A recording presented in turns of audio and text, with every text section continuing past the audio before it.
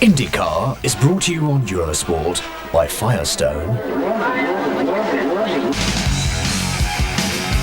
and Valvoline.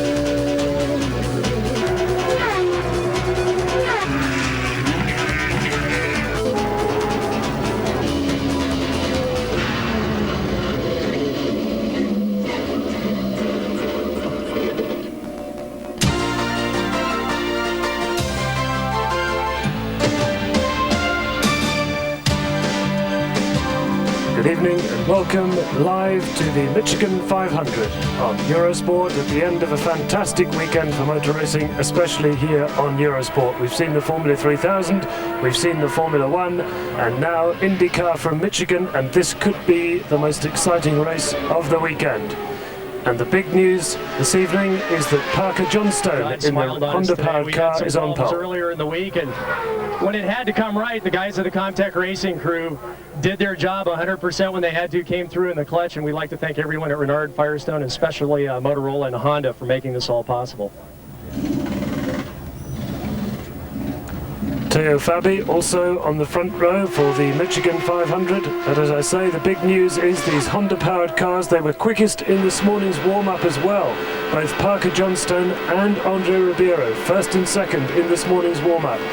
But it's Parker Johnstone who is on the pole, and this man, Robbie Gordon, had an enormous accident on Friday, a truly horrific shunt at over 200 miles an hour. He really is an extremely lucky man. He is not badly hurt. Despite the pictures you're seeing there, Robbie Gordon is not badly hurt, but he will not be racing today. Robbie Gordon not in this race, and that of course is serious for him. Well, I physically feel okay. I did hit pretty hard yesterday, and it knocked me out, and there's a rule in kart that says if you get knocked out, you're not able to come back and race. It's unfortunate.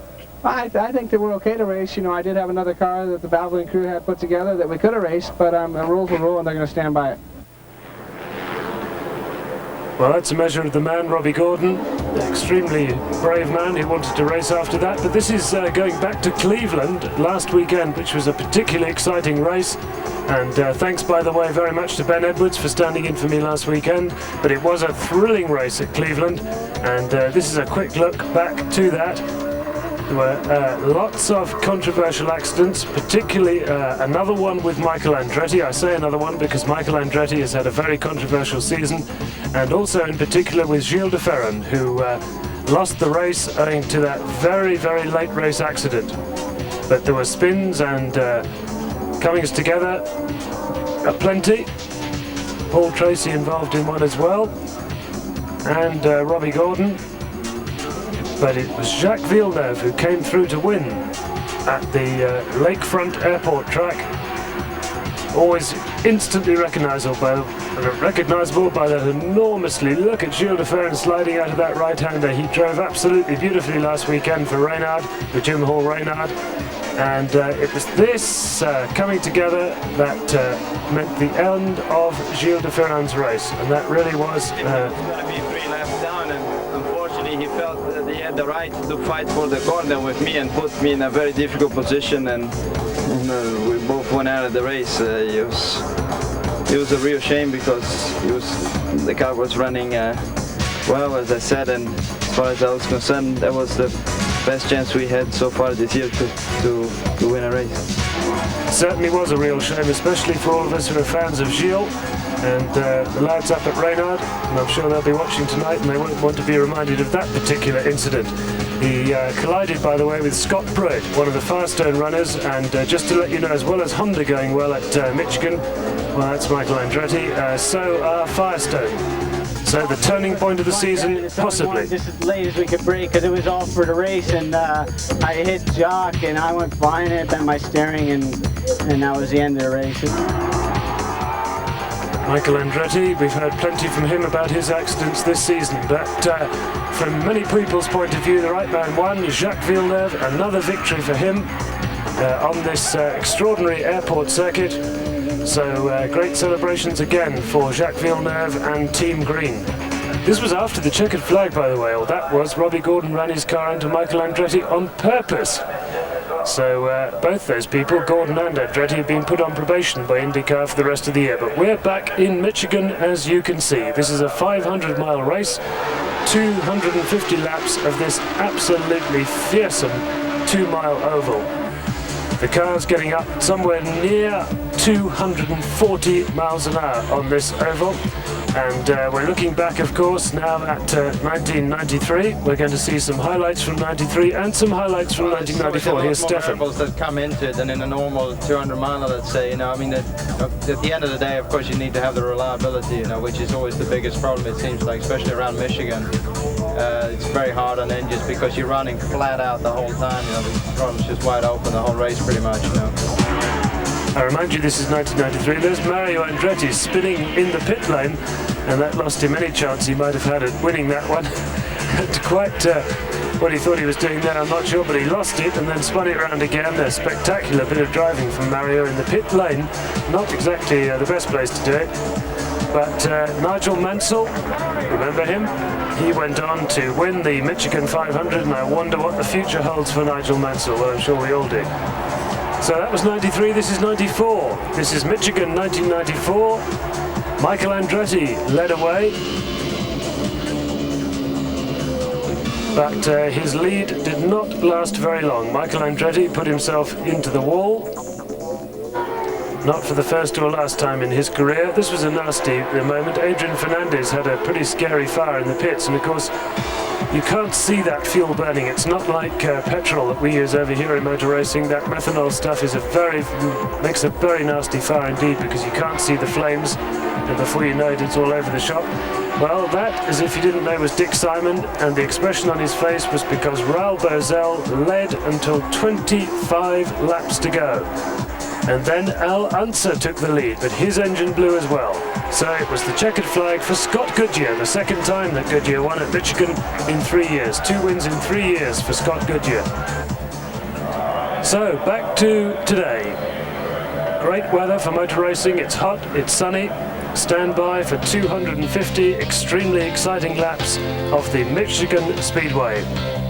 So, looking at now the winners so far this season. It's been a long haul this season, especially the month of July, a race every single weekend.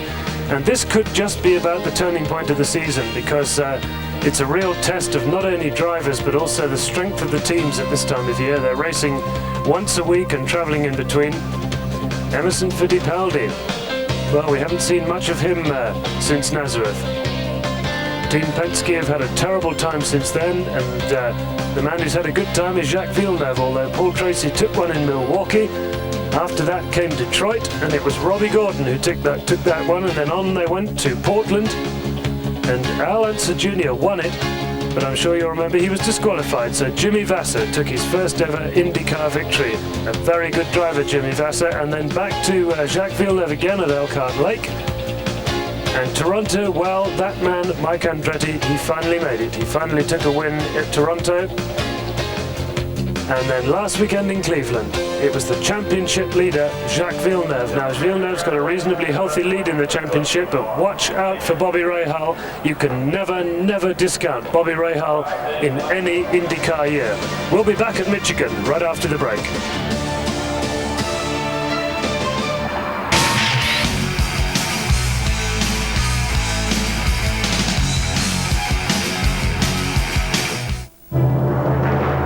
Eurosport Live.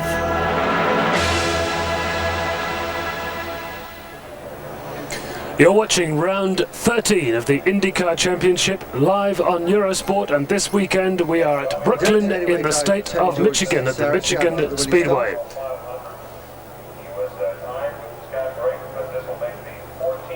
Now, as you know, there's a lot of controversy going on in IndyCar at the moment. I'm sure there's nobody who doesn't know that, but a brief explanation is that it looks as though, well, it doesn't look as though there's going to be a split next season in 1996 with IRL and forming a series of their own. Nobody's absolutely certain yet what's going to happen. Here's Eddie Cheever.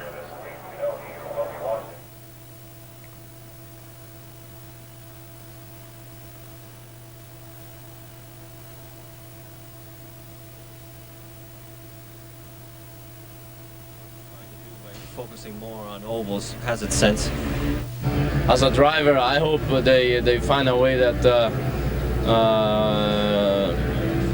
we keep this series and of course participate in the Indy 500, because no doubt is one of the biggest races in the world. As a whole, I'll certainly speak for my own opinion and for the opinion of the readership that I have, both in Racer Magazine and Autosport around the world. And really, it's incredulity, I would say. People simply don't understand why there is a need for such a series at this stage of the game. In fact, the vast majority of the fans that I speak to are disgusted by Tony George's plans to begin this series. They feel that the IndyCar series is more competitive, more attractive than ever.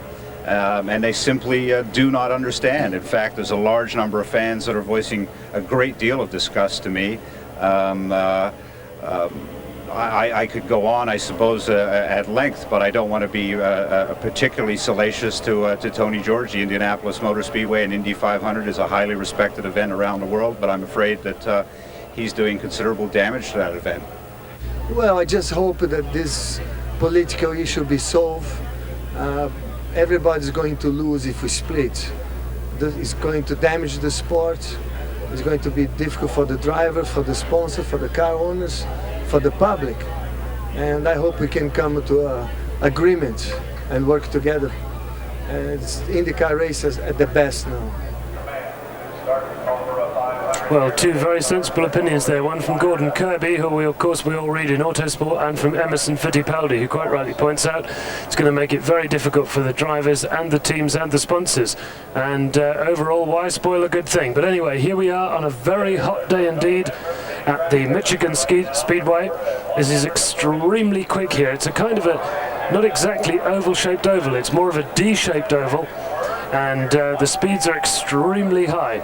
In qualifying, for instance, they were running at about 230, 229 miles an hour. And in the warm-up this morning, in fact, the quickest guys, that was Andre Ribeiro and Parker Johnstone in the Honda-powered cars, they did 228 and 227, and that was just in the warm-up this morning.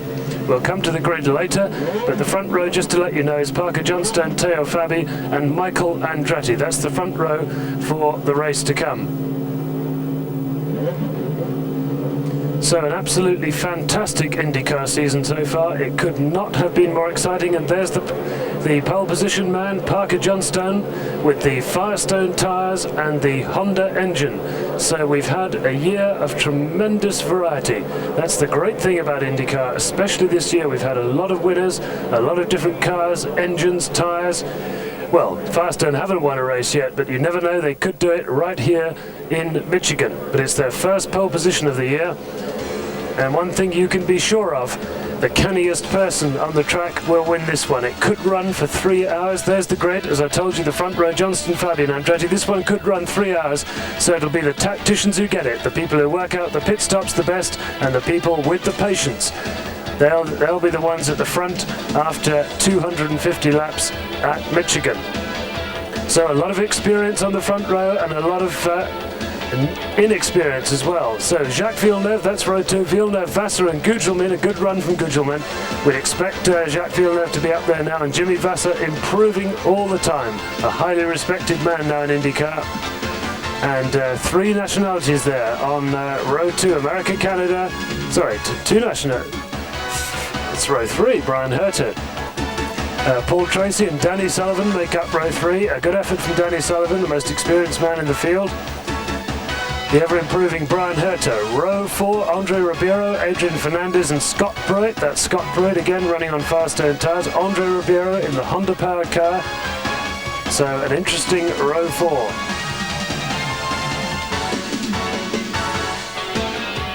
Fifth row, back on the fifth row, Al Unser Jr., not a good year for Al Jr., not a good year for Penske. Alongside him, Raul Boesel and Gilles de Ferran. Behind them, the wily old Bobby Rahal. Bobby Rahal will almost certainly be here at the end of this one. Emerson Fittipaldi and Eddie Cheever. Tremendous experience on row 6. Row 7, Guerrero, Buddy Lazier and Stefan Johansson. Behind them, Linson James, Anizio Salazar and Alessandro Zampedri. Zampedri, that's the best qualifying position he's had this year. Then comes Christian Fittipaldi, disappointing for Christian. Hiro Matsushita, higher up than usual. And Robbie Gordon, of course, who is not racing, I remind you. He had a gigantic accident in Friday qualifying, but he has been past fit, but not fit enough to race today. There's a rule in IndyCar that says if you get knocked unconscious in a shunt, you cannot race for 1 week. There's the Nations Cup. A good lead at the moment for the United States, but of course Jacques Villeneuve doing his best to bring Canada up there. A good year for Reynard, a very good year for Reynard, and a very good year for Ford so far. Look at that, an excellent lead for Ford in the Manufacturers' Championship, but Honda on the front row, on pole and quickest in the warm-up in Michigan today. So all set now, just a very few minutes to go before the start.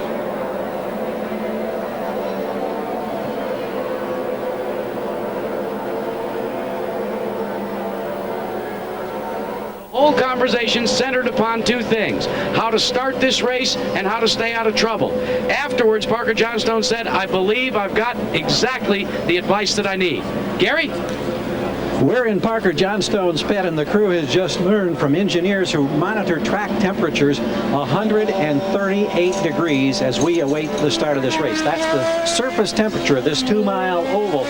We've talked about the stresses, the loads on the suspension in these cars in the past. The bumps are gone.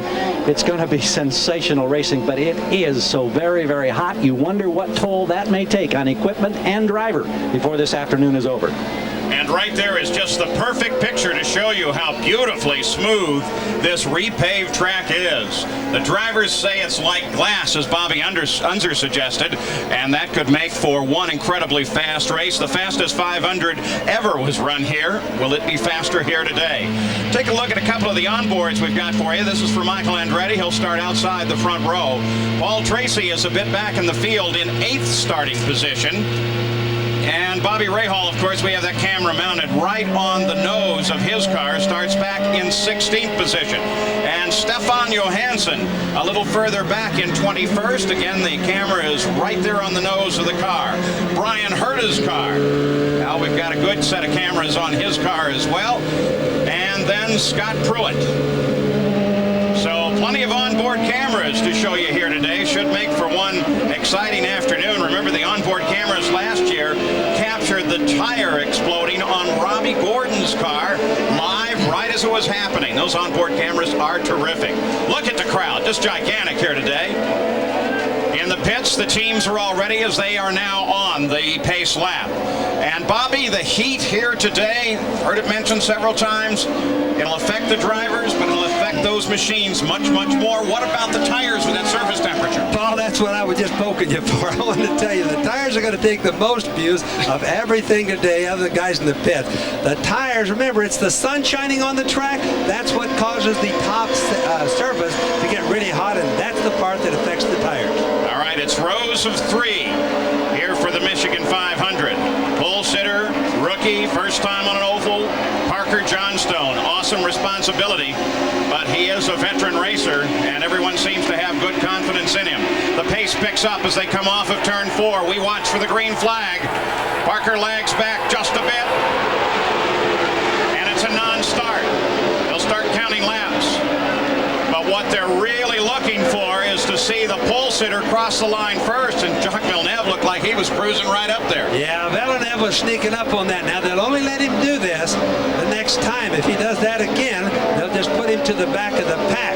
So they'll be watching for that. Wally Dallenbeck, that's not too far from us here, looking at the same thing we are. Jim Swintal, the starter for the IndyCars, very conscientious about those starts. Has a long conversation with the front row, tells him where he will most likely go green and what he would like to see the alignment. And one thing is he always wants to see that pole car head for the line first. Another thing to realize is it's not important who leads leads the first turn of the first lap with it. This really is a long race at 500 miles. All right, off the fourth turn again. Will they start him this time? Still straggled a bit, but at least Parker Johnstone is out in front. But says, no, not Fabi, like that. What was Fabi doing down there? Well, Sam, that was that Johnstone just really jumped it. Now he thought maybe he hadn't done right before. Remember, this is the first time that he's ever been on an oval or on the pole. But why, Bobby, did Fabi, and you'll see it here. Because he was way ahead of him. And then why not get behind? If they do throw the green, he needs to pick up a draft so he can stay with him so the other guys don't pass him. See? Now remember, because of fuel, these laps under the yellow do in fact count. So if we get green this time, it'll actually be at the conclusion of the second lap. I'm not so sure, Bobby, you can really hang that on Parker when other guys are maneuvering quite the way they are. Here we come. Turn number 4, the move again. Front row kind of a line, and again Teo Fabi drops down, but this time it's going to go green.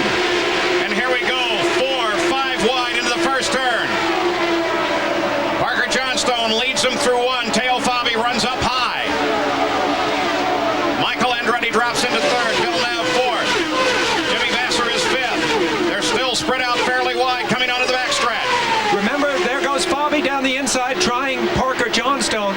Remember that most of the practice laps here have been done with the cars running by themselves. This is the first time they've been bunched together, Paul. Coming for the line, Parker Johnstone leads the first lap of racing. He'll be scored with 3 laps into the record book. Teo Fabi in second place, then Michael, then Jacques Villeneuve, then Jimmy Vasser.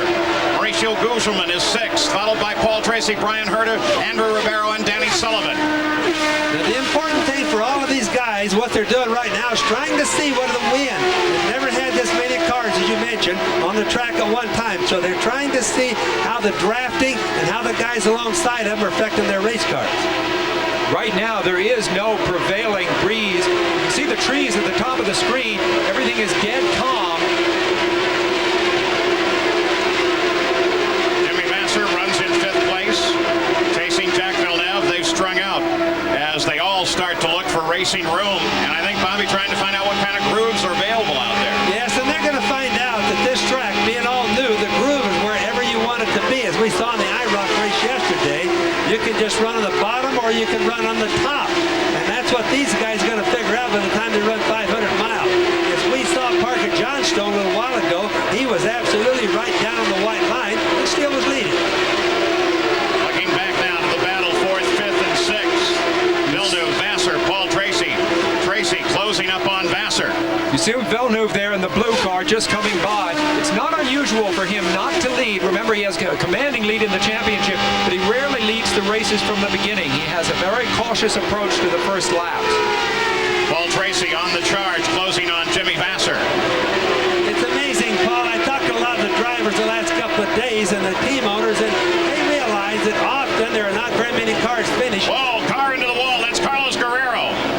So we're yellow. By the way, Eliseo Salazar jumped up 5 positions in the first couple of laps. And by the way, look at the extent of the damage. This track, when it strikes big. That car's torn up bad. Keeping an eye on Guerrero to make sure he is all right as well. Fairly still in the cockpit as Parker Johnstone slows down and comes by. The IndyCar safety crews are already there, each a specialist in either extrication or medical or fire. They obviously went into the turn backwards. Somehow or another, there was a spin. You can see that's the left side. Took all the brunt of the damage. The tire and the wheel suspension. That piece on the right is the right rear hub assembly. The uprights and all of that together, separated from the wheel. And he's okay. There's some good. Well, he's at least capable of climbing out. Which Robbie Gordon 2 days ago was not. So it's good to see movement. So as Carlos Guerrero steps over the debris of his wrecked race car, one Lola is junk right now, and we have our first racing yellow of the day on lap 6.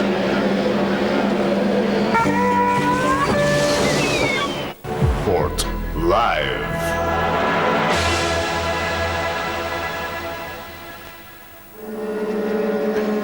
So just 6 laps gone here at Michigan, and we are running under yellow flags because Carlos Guerrero in the Lola Cosworth hit the wall very heavily, and there was no way the race could continue at racing speed. However, the Mexican driver, Carlos Guerrero, is okay. He got out of the car on his own and walked away. That's the leader. That is Parker Johnstone in car number 49, leading the race.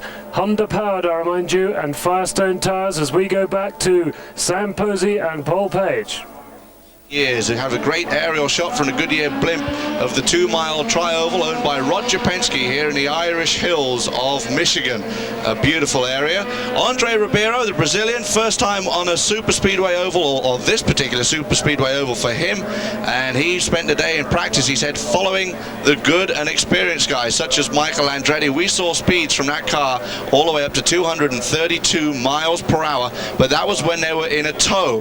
There you see his team owner and manager Steve Horn, the Horn Tasman racing car. That's also with the Honda power, the Firestone tires, and the Reynard chassis with a rookie driver. And they've actually had a great year so far, although not put in some of the results they would have liked, but they've been very quick everywhere they go. That Honda engine revs up to 14,000 RPM, although they've slowed it down here in Michigan. Just to remind you, the rules have changed slightly as we now ride on board with Brian Herter. Here in Michigan, because they repaved the track, they said speeds were going to be way too quick. So to slow the cars down, they reduced the boost from the pop-off valve. It's now only 40 inches as opposed to 45 inches, and they also reduced the wing sizes, and now these guys are running the super speedway package that they run at Indianapolis, and basically the rear wing is obsolete. I spoke to the Pac West team and they told me they're running 5-degree rear wing angle.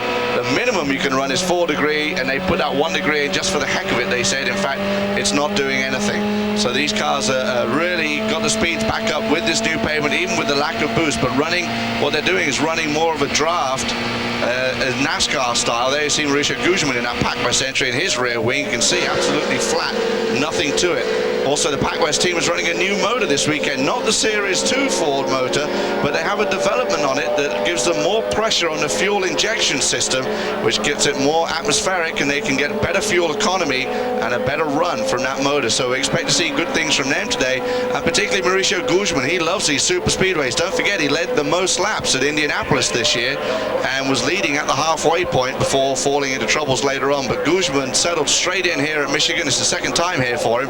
Not a good run last year, and he seems to be really enjoying this new super speedway surface. There you can see the lines where they put down the surface. They did that in March this year. They've had one race so far on it. The NASCAR Winston Cup guys were here early in the year. They will return again later. And yesterday actually we had a very exciting IROC International Racer Championship race here, which Alonso Jr. went on to win, and Scott Pruitt also raced it. The Mexican Adrian Fernandez running in the Tecate Quaker State Gallus entry. He has scored points in the last 6 races and suddenly looking fairly good. Don't forget, last year though, he went out with that fire in the pit stop area, and he was in flames, the car was in flames. Luckily everybody got out without any burns or any serious injuries, but obviously looking for better things here this weekend. We are under yellow as a reminder, as Carlos Guerrero, the fellow Mexican to Adrian Fernandez, had fairly heavy contact with the wall and ripped the car up. An expensive weekend once again for Dick Simon. In the pits right now, Alessandro Zampedri has come in, and we also saw another couple of cars pull in quickly as we now show you another one of our onboard cameras, this also riding with Adrian Fernandez. There's Zampedri. They're listing him as a rookie here. If you remember last year, he ran, but in practice he also had major contact with the wall and never actually competed in the race. Stefan Johansson has also pulled in the pits and made an early stop, maybe just for a splash of fuel, maybe to make a few aerodynamic changes. These cars, as Paul Page pointed out, have been running in single file or single, especially in qualifying, and not been running in a chain, and there was some argument as to whether there would be a good groove here, and the drafting was going to be a major thing, and we're going to see speeds up to 231 miles per hour during the race. So it's going to be a very fast, very exciting, and as Emerson Fittipaldi put it yesterday, it's going to be one of the most, one of the races you have to be thinking about the most as far as mirrors and things going on ahead of you. Adrian Fernandez continues to lead or follow the pack around as Parker Johnson leads. Fabi is second. Michael Andretti is third. Jack Villeneuve has not pit stopped in fourth. We also have Jimmy Vasser, Paul Tracy, Mauricio Guzman, Andre Ribeiro out, and Brian Herter. And right in front behind them is this car, Adrian Fernandez. And he is being followed right now by Scott Pruitt, then Alonso Jr. and Raul Boesel. Raul Boesel still looking for his first IndyCar win.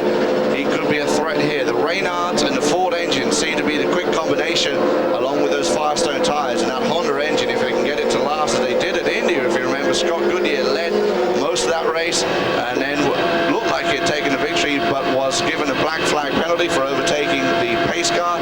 Scott Goodyear not here this weekend, but Andre Ribeiro and Parker Johnston representing Honda. Riding down the back straight with Fernandez, very flat the back straight. The banking here is about 18 degrees in turns 3 and 4, and through the tri-oval section in front of the main grandstand where we have a capacity crowd. So we're still under yellow flags at Michigan, trying to clear up the mess of the Guerrero accident. In the first place still is Parker Johnstone. The leader is Parker Johnstone in the Reynard Honda. Then it's Teo Fabi in the Reynard Ford, followed by Michael Andretti in the Lola Ford. Then comes Jacques Villeneuve, the championship leader in his Reynard Ford. Behind him, Jimmy Vasser in another Reynard Ford. Then it's Paul Tracy in the other Newman Haas Lola. 7th is Gugelmin, 8th is Ribeiro. Al Unser Jr. is outside the top 10, as is Emerson Fittipaldi. But of course, as is Bobby Rahal. But of course, these people can never be discounted in a 500-mile race like this. There is an awful long time to go, another 2.5 hours of racing here. It is hot, and the track surface is brand new. There is not a racing groove yet. These guys can use pretty much any part of the track they want to. So anything, literally anything could happen here at Michigan. It's going to be extremely exciting. It's going to be very intriguing, and an awful lot of it is going to depend on tactics. Who gets the pit stops right? Who gets the stops at the right time? At the moment, I remind you, we are running under yellow flags. Carlos Guerrero, perfectly okay, but a lot of mess to clear up. The car broke up fairly badly, and there's obviously oil and water on the track surface. And just to remind you, by the way, the cars are running Indy-type wings here. You can see they are very well there on the Parker Johnstone car. That rear wing is tiny, and it's absolutely flat. There's virtually, I'd say, no angle on that rear wing at all, maybe 1 degree, if that. So hardly any wing being run here at Michigan. Speeds of up to 230 miles an hour. They've reduced the boost of the engines, by the way. They've reduced the boost pressure because IndyCar was worried about top speeds here at Michigan. So they've taken it down from 45 inches of boost to 40 inches of boost. And that is a safety measure. Riding now with Mike Andretti, the most unpredictable man of the season. Some days he's absolutely crazy, other days he's running right up at the front. It's been a very odd year for Michael Andretti, and his teammate Paul Tracy is running pretty close all year. But Newman Haas will not be happy with this. They are not in the top 6 of the championship. Just to remind you, this series is led by Villeneuve, from Rahal, Robbie Gordon, Michael Andretti in 4th position, then it's Tracy, then Vasser, then Scott Pruitt. Robbie Gordon not racing today after their accident on Friday. This is Brian Herter, Jimmy Vasser's teammate, been going better all year, Brian Herter. So, picking up to speed in a very short time now, the maintenance tracks and safety tracks making their way back towards the pits. That is Brian Herter. He's been into the pits, as have a couple of other people during this yellow flag period, but none of the top 4 runners, Johnstone, Fabi, Andretti and Villeneuve, none of those have pitted. We're only about 10 or 12 laps into the race, so everybody just wants to get on with the racing now and get through this yellow flag period. That's Christian Fittipaldi, Emerson's nephew, in the Reynard Cosworth. Christian's had some good races this year and some bad ones. Not a particularly consistent year. He's a rookie, of course, straight out of the back of Formula One into the front of IndyCar, or towards the back of Formula One anyway. A lot of people rate Christian very highly. He's an extremely smooth and consistent driver, Christian. Perhaps not the most aggressive, but he almost always brings the car home. And the mechanics there, the pit crews preparing methanol. I don't know why they'd be doing that at this time, or maybe they're just checking the methanol rig. It looks extremely unsophisticated compared to Formula One that we saw this afternoon earlier on. But IndyCar is very exciting racing, very enjoyable racing, and very unpredictable. And some of those things you can't say about F1 at the moment. F1, of course, has all the sophistication, all the high technology, and all the fascination that it thoroughly deserves, being the very top of the motor racing tree. But IndyCar has tremendous excitement and unpredictability. Well, 13 laps gone, and you can see for yourselves the running order. Unser Jr. down in 12th position, Gilles de Ferran in 14th, but none of this really means very much at the moment because there's well over 2 hours of racing left. And these early positions they're not meaningless, but they're by no means the feel of the race yet. We don't have the feel of this race yet. We've got an oval rookie leading in a Honda-powered car. Anything can happen. It needs to settle down a great deal more than this.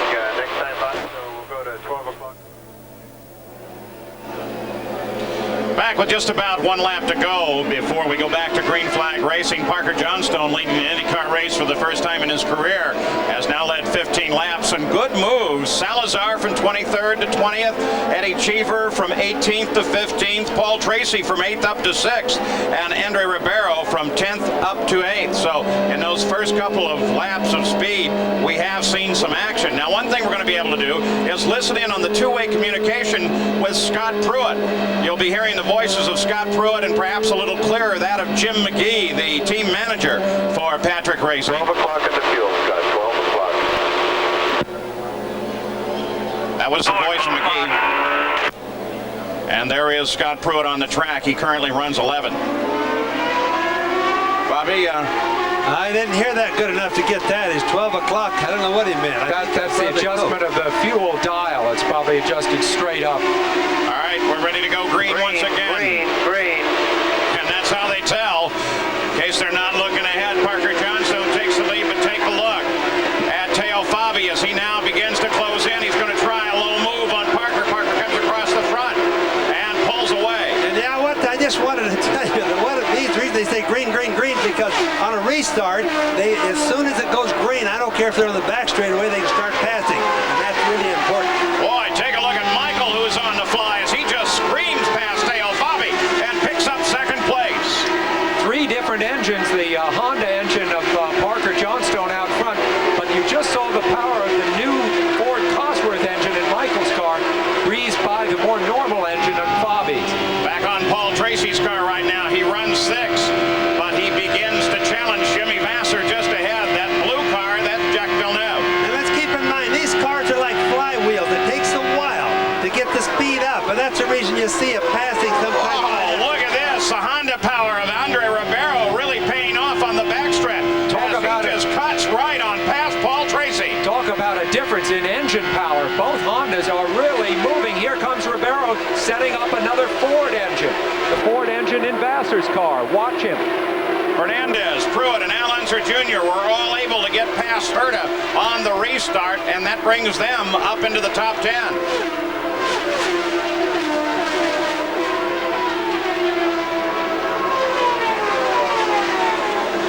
Fernandez still on the move there.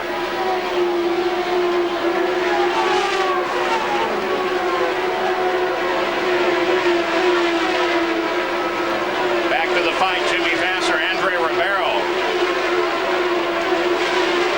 Fight for 6th place, Bobby. The Honda will no doubt have more power than the Fords do. It's been running that and showing that here. But it's not passive as easy. You have to remember, it's a flywheel thing here. In order for everybody to get equal like they are now, it takes about 2 to 3 laps to get this flywheel going in full swing. And it's because they have less boost, less horsepower. The aerodynamics are really what's working more on these cars than the horsepower is.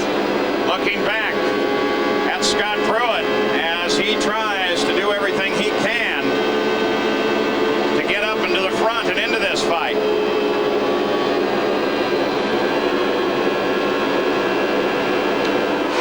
You can see how wide the grooves are. You know, they don't, everybody was talking about when they first got here that the new track, new pavement rather on it, it was going to be a 1-groove track. Well, already you can see, we've seen 3 grooves wide already with almost 25 cars doing it. You can see Scott right now, he's all over the place. Pruitt working on the Gallus driver, Adrian Fernandez. Just put yourself for a second in Pruitt's place. tension. I mean, things seem to be happening in slow motion. Remember, they're going 230 miles an hour. Anything that goes wrong at this speed could be catastrophic. We'll ride with Scott Pruitt. He is 10th. He makes the move on Adrian Fernandez. Now what happens there is Adrian was running low, thinking that he was going to block Scott. This racetrack, because of the grooves being so wide. There's Jack Villeneuve comes off and into the pits. That's unscheduled, Paul. Oh, absolutely. 22 laps into the book. This could mean trouble for the points leader. And he's going too slow. He's got some sort of a problem. He's going way too slow coming in. Green team is right there, and the IndyCar officials are saying, hold it, we've seen something here. That's the crew guys saying they found some sort of a problem right there with his hand in the air. Something in the right rear. Suspension, we're talking to Renard. Wheel bearing, what could this possibly be? But before you answer that, whatever it is, it may speak once again to the toughness of Michigan. Well, it's definitely in the right rear. Everybody's seeing something right in the right rear. I can see smoke coming back there a little bit too, Paul, so he's probably got a bearing in the upright that's gone. That would be only his second breakdown in the last 9 races. Let's go to Jack Arute. But we're showing you the rear hub that they're going to pull out and put on the right side of the car, Paul. So definitely, this is going to be a long stop for your point leader. Now there's the upright right there. That's what Jack's referring to as the hub. Now most likely the part that's gone bad is the bearings inside to keep the whole thing going together. Jack Arute, any idea, Jack, on the hub, what might be the problem? Wheel bearing, a connection, what is it? Well, right now, Paul, they're really not going to discern what the problem is. It's easier just to change it and get them back out there. The reason, of course, they'll put this work in is this race is notorious as being one where people break down. You could spend 10, 15 laps in the pits right now and still finish in the first 5 at the end of this day. Another thing you have to worry about, Sam and Paul and Jack, is when they put those things back on, they don't get aligned as good as they were when he started the race. All right, Michael Andretti, who is 3rd, but he's dropped way back. Listen to that engine. What is that? A little bit of back off. He backed off just for a minute there, or he could have popped a gear shifter. Remember, they told you they have 2 gears that they race with. One of them to get rolling with that they'll use certainly after the restart, and the other one is what they call the cruise gear, like the overdrive in the car. Well, I buy the gear change, Bobby, because I don't think he'd have backed off at that point on the track. Yeah, but look at this. Michael comes off the corner low. That's Paul Tracy closing in on him. And Michael, for the most part, just lets Tracy cruise on past. Are we going to see Michael Andretti in the pits shortly? He's staying out right now. Here comes Ribeiro. There, he's shooting right by him, no effort. Oh, whatever it is a problem now, no question about it. Look at the difference in his fastest lap at 224 and his last lap at 208. Yeah, he'll be in pretty quick. He's got a bad problem. He could even have a broken header on it, too. This team has complained about these new Ford engines, and it looks like one may be letting him down now. What about Michael, Gary Gerald? On the radio, he's telling the crew, Paul, that it's something to do with the engine. He says it's very much like what happened at Cleveland. Remember, in the last 12, 13 laps at Cleveland, they traced that after the event to an ignition problem. Michael thinks it's the same. They're waving him into position as he's on pit road. So in lap 28, Michael Andretti brings an ailing engine into the pits. The team, most notably in the person of Paul Tracy, has been concerned about their Ford engines thus far. And this may be further evidence of that concern. He shut her down. The cowling comes off. It's going to be a long stop for Michael. Parker Johnstone is still the leader, followed by Teo Fabi. And with Michael's turn into the pits, Paul Tracy picks up 3rd, followed by Ribeiro, and then Jimmy Vasser in 5th. This is our best fight on the track, as Ribeiro is trying to close Paul Tracy. And Ribeiro so far has been the fastest moving of the guys in the middle part of the pack. Look at him suck up behind Paul Tracy right there. But he obviously doesn't have the handling. As soon as he gets the turn, he backs off a little bit. Handling, you got to remember, this track is almost all turns. Handling is very important. Of course, horsepower is. And horsepower only does you good if you have the handling to go along with it. We'll keep watching as Ribeiro moves to the inside of Paul Tracy. They're side by side through the first corners, but Tracy gets a little better run off the corner. Still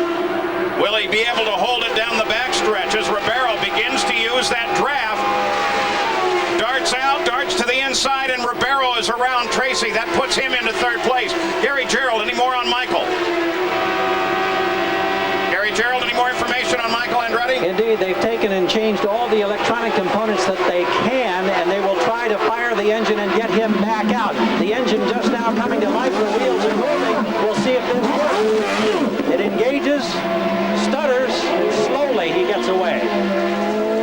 So Michael Andretti sputtering back into the action. The same time Al Unser Jr., who started 13th, is now running 8th. And Michael tries to get her back up to speed. Hopefully they have whatever problem he has fixed. And Parker Johnstone is still the leader.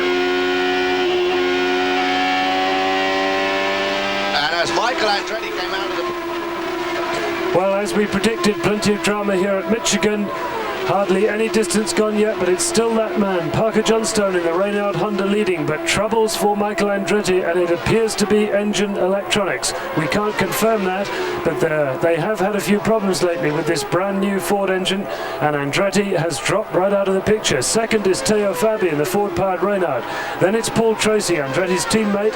Now then it's Andre Ribeiro. Andre Ribeiro upper place now in the other Honda-powered car, so it's Honda running first and third. Fourth is Tracy. Fifth is Jimmy Vasser, and sixth is Maurizio Gugelmin. And just look at these Honda-powered cars go. They're running up to 14,000 RPM here at Michigan. They've been working flat out on this engine all year. Remember how well it went at Indianapolis. Scott Goodyear running some fantastic laps at Indianapolis. So, and extremely unlucky not to win. So Honda on their way in the United States, and Firestone Tires looking good too at this stage of the race. But what's been interesting, particularly so far, is the way they're using all of this racetrack. They're just using the low, right down low, right up high, the middle, everywhere you look the cars are running. They just appear to be able to stick into any groove they want to at the moment. But it's very hot conditions, and we've already lost Jacques Villeneuve with an extremely long and slow pit stop, something in the right rear hub assembly. We couldn't see precisely what it was, but it was definitely at the right rear. Could have been an upright, could have been, we just don't know exactly what it was, but Villeneuve now way, way back in the field. So Parker Johnstone leads from Fabi, Ribeiro, Tracy, Vasser and Gugelmin, but a long, long way to go. And look at these overtaking maneuvers into the corners, out of the corners. They're nearly all corners here at Michigan, of course. We'll be going back to the Americans at Michigan. Back at Michigan, and Al Unser Jr. is on the fly. He's been carving his way up through this field, and now is battling Big Mo, Maurizio Gugelmin, for 6th. Not much of a battle. He dispatches him just that quickly, and now will set his sights on Jimmy Vasser, who runs ahead about 200 yards. Jacques Villeneuve is already back into the fight after they've done the work on his car, but he has fallen well back in the order. We'll try to give you an update on how many laps behind. And Gugelmin, who had a good battle going for a while with Paul Tracy, just got really sucked under by Al Unser Jr. when he came up and got Tracy, and then got by Pruitt, then got by Gugelmin. So now it is Scott Pruitt and Maurizio Gugelmin that battle, but Gugelmin comes off the corner low. They have been running side by side like this for several laps. Bobby, I'm glad that the boost was cut back and the speeds cut back a little bit. This seems awful fast as it is. It could have been another 5 to 8 miles an hour faster without those horsepower restrictions. Everything is pretty much the same, Sam, except that it takes them a while to get up to speed. That same old flywheel effect. A heavy flywheel takes a long time to get turning. Look at Gugelmin fall back suddenly. It's going pretty good. Gugelmin fell back suddenly behind Pruitt. Parker Johnstone is still the leader. We've had one incident today. Carlos Guerrero, he's now with Gary Gerald. Carlos, can you tell us what happened in that situation that ended up with such a heavy impact on the wall? Well, yeah, the air disc car was all weekend with under steering. I don't know what happened, but this morning is still the same.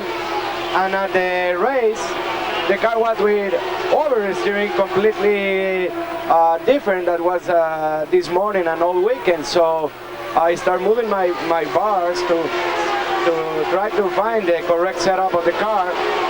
And I ride to turn number 3 and I lost the car. Well, we're happy that you're all right. Thank you for your time. Thank you. Scott Pruitt chases Al Unser Jr.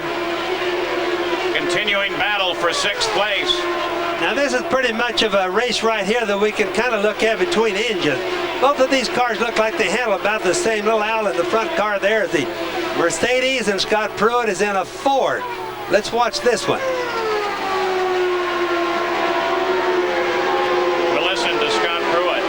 So in a fight like this, I doubt he's on the radio too much at all.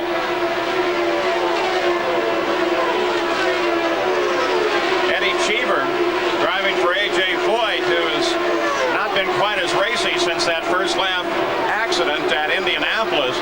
Looking pretty good here today. Started 18th, now runs in 10th.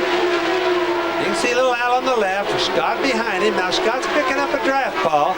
Not a whole lot of draft, just so everybody knows, because these cars have to get a little bit closer than that to get a big draft. You're right with Scott Pruitt. Started 12th, now in 7th, chasing Al Unser Jr. Battle for second. As Andre Rivero overhauls Teo Fabi and moves into second. That They're makes also moving Honda's through lap traffic right now. That makes Honda's 1-2 in this race at this point, and also Firestone Tires 1-2 over Goodyear. Goodyear has this enormous winning streak of over 300 consecutive races. I don't think they've been menaced like this in 20 years. Sam, I think what we're seeing here is a horsepower difference and not the tire differences. I think these tires have been pretty evenly matched. Oh, I Firestone and Goodyear. Oh, I agree with that. I just mean as far as the outcome of the race. Yeah, the Honda is just giving those. Paul Tracy grabs off third place. Puts Teo Fabi back to fourth. And speaking of Teo Fabi, let's go to Jack Arute. Well, Paul, the combustion engineering team wants to try and make this a 5-stop race, and the way they're going to do that is try and make their first stop no sooner than lap 50. So they're down low on fuel, but they're going to try and run it 6 more laps and then look for Teo Fabi to come on the pit road. And we're on lap 44 of 250 right now. We should see many of the teams beginning to lay out equipment for a stop any time now. Fastest lap of the race thus far was just turned by Parker Johnstone at 230.6 miles an hour. That's not a lot with a draft, too. Remember, all this air moving around makes like a big whirlpool. It really helps them in speed. Another thing to remember is nobody, meaning the mechanics, don't know what the fuel mileage is going to be at 40 inches of manifold pressure. So here comes, looks like Johnstone right into the pits right now. So they don't really know what their fuel mileage is. So right now it's going to be interesting. The leader of the race, Parker Johnstone, he's led the first 45 laps. He relinquishes now, Gary. Oh, Paul, he slides through. They've blown the stop for the moment. We were afraid of that. From 230 miles an hour down to 90, it's slippery on the concrete. He slid through. They roll him back, and now the hoses are in place, and the tire changing process begins. But this is just a real tough stop. Remember, as you pointed out, this is his first time ever on an oval race. First time for this crew to work under these conditions. They were poised, they got him back, he's refueled, and he's underway. Let's go to Jack. Well, Gary, now Andre Rivero will make his presence known on pit road, and we almost have a crash here between Adrian Fernandez and Parker Johnstone as they come by Rivero's pit. The team is set waiting for Andre to come in, and it looks as if as well we're going to see if possibly Teo Fabi will come in. No, Fabi looks like he will stay out, so it's all going to be Rivero on pit road. Going down very slowly. The speed limit is only 90 miles an hour. The Honda team will go to work. Remember, it is very tough to get from that new pavement onto the concrete there without having problems. They've had problems all through practice with that. We saw cars spinning as they left the pits in practice. So Andre Rivero. But Sam, remember the one thing that Andre Rivero has going for him that Parker Johnstone didn't is the fact that he was able to do this in the Indy 500 as well. Go from blacktop to concrete. Right. Lead swaps regularly now. By Rivero, then by Teo Fabi. Paul Tracy is in the pits now, as most of the teams making their stops. Not yet stopping, of course, though, is Teo Fabi. Jimmy Vasser and Scott Pruitt are staying out as well. So is Mauricio Gugelmin, trying to milk every mile they can out of those fuel tanks. And the idea, Paul, is they need a yellow. If they got a yellow, they would pick up roughly about a lap advantage on all the guys that are pitted now. They're looking for Lady Luck to help them, and that's a good reason to stay out. Mauricio Gugelmin from fourth place finally heads in. Teo Fabi from the lead. And here he is, Jack. And Teo Fabi, the crew will go to work. Now let's watch and see, besides changing the tires and taking on the sure to see that the crewmen, especially on the front, don't go towards the nose. One crewman tries to take debris out of the radiator. No changes on the car suspension-wise in 12.3 seconds. And Jack, A.J. Foyt's playing with the tactics here. He's kept Eddie Cheever out, and Cheever picks up the lead. Remember, he nearly won the race at Nazareth on a good fuel strategy that went wrong only when he didn't get a full tank of fuel on the very last stop. There's Parker Johnstone, all these stops made under the green as he comes back up to speed. And as soon as the stops are complete, we'll reset the order for you. Cheever leads it. Brian Herta has not stopped either. He is in second place. 50 laps are complete. Cheever comes in. We expect Herta shortly, and then Parker Johnstone will pick up the lead once again. But in second place will now be Christian Fittipaldi, at least for the moment, who stopped on the 37th lap.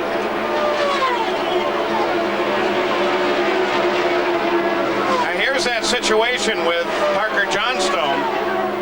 He just slid past his pit and over the hose.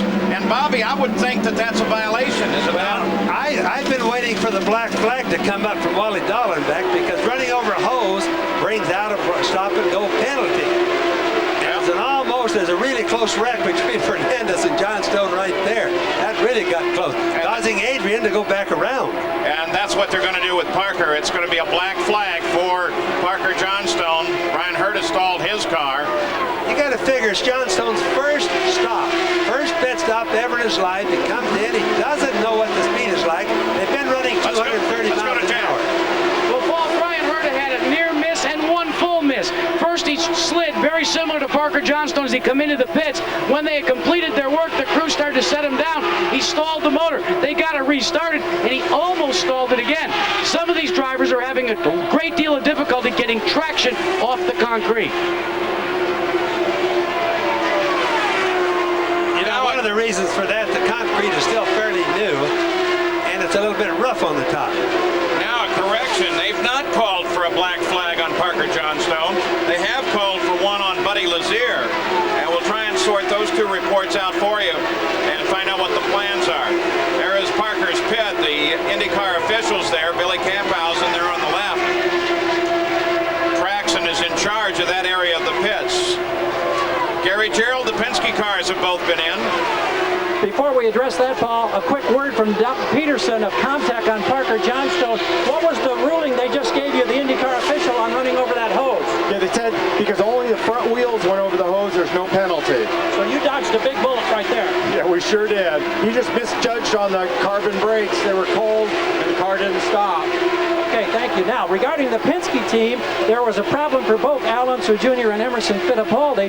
Jr., the jacks retracted. They had to send him down a second time. He was held an extra couple of seconds, a problem with an air gun, and there was a problem with a wheel wrench also for Emerson Fittipaldi that lengthened his stop just a bit. Both men did get away cleanly and are on the circuit now.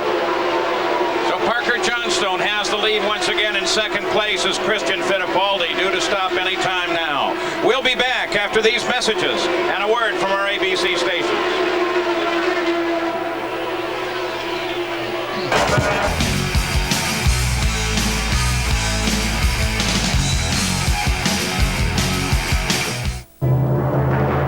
Eurosport Live.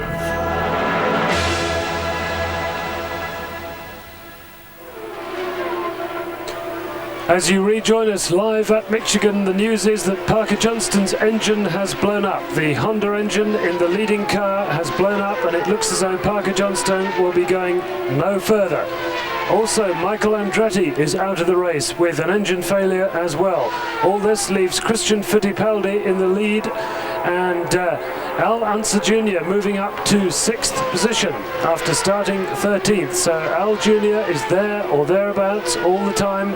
Only about half an hour gone, don't forget. An awful long way to go 2 hours at least more of racing, but a terrible blow for Parker Johnstone, the man who's done so much hard work and testing for the Honda cars. He never got to run at Indianapolis, that Scott Goodyear so nearly won with the Honda power unit, but it's Andre Ribeiro who now leads. It's not Christian Fittipaldi. Andre Ribeiro has gone into the lead in the other Honda power car, and Gilles de Ferran is going very slowly indeed. We don't know what the problem is, de Ferran, as we go back now to our commentary team in Michigan. Well, a lot has happened in the past few minutes. Parker Johnstone had a display of smoke at the back of the car. May have serious engine problems. He's in the pits. Raul Boisel, the same sort of situation. Andre Ribeiro picks up the lead. Let's go down to Gary Gerald. Paul, as it turns out, it's not an engine problem for the Honda driven by Parker Johnstone. It's the upright on the right rear. It could be a wheel bearing, it could be a CV joint, but it's definitely in the upright. And just as Team Green did with Jacques Villeneuve, they are now changing, the Comtech team is changing the upright on the right rear for Parker Johnstone. Meanwhile, he sits under an umbrella trying to stay cool while his team works on that very hot suspension part. Let's go to Jack. Well, Gary, one man that won't complete the 500 miles is Michael Andretti. And Michael, you were real strong, had a lot of horsepower, looked like, and then it went away, not all at once, but little by little. Yeah, something started to develop a miss in the engine, and you know, it got worse and worse to the point where I couldn't really stay out there. So I came in, they tried to replace everything, and went back out, and it still was missing. So we're done. A lot of talk about 1996, especially with the performance at Indy and then the performance here again by the Honda engines. Could there possibly be Honda power in the future for Newman Haas Racing? I don't know what's going to happen there right now, but you know, the Honda's they've done a good job, and really showed this weekend. Well, it's tough to see out. Thanks. Certainly showing right here, Andre Ribeiro in front. By the way, Gilles de Ferran also came into the pits. They have the cowling off of his car now, and Ribeiro leads for the first time in his IndyCar career. Second is Tracy, third is Teo Fabi, then Scott Pruitt and Mauricio Gugelmin. Ribeiro's domination suddenly in this 500-mile race, Paul, doesn't it remind you of the way the last 500-mile race almost ended, with Scott Goodyear running for the same team with the same mechanical setup as Ribeiro has now, almost winning that race? I think the main thing we got to start watching for today, we've seen too many of these right rear upright bearings going bad, and that's what everybody else, now all the mechanics and the team leaders up and down pit row are talking to each other and figuring this stuff out. So they're going to be checking their cars and telling their drivers on the radios, if you feel something weird on the right rear, come in and let's check it, because that's a very dangerous thing. If that bearing seizes up, something breaks back there, it's a guaranteed wreck if they're still up to speed. And now they've indicated Raul Boisel is retired with an engine problem. Scott Pruitt, he started 12th, now runs in 3rd. Here is Ryan Herta, who runs 13th now. We'll take a lap with him.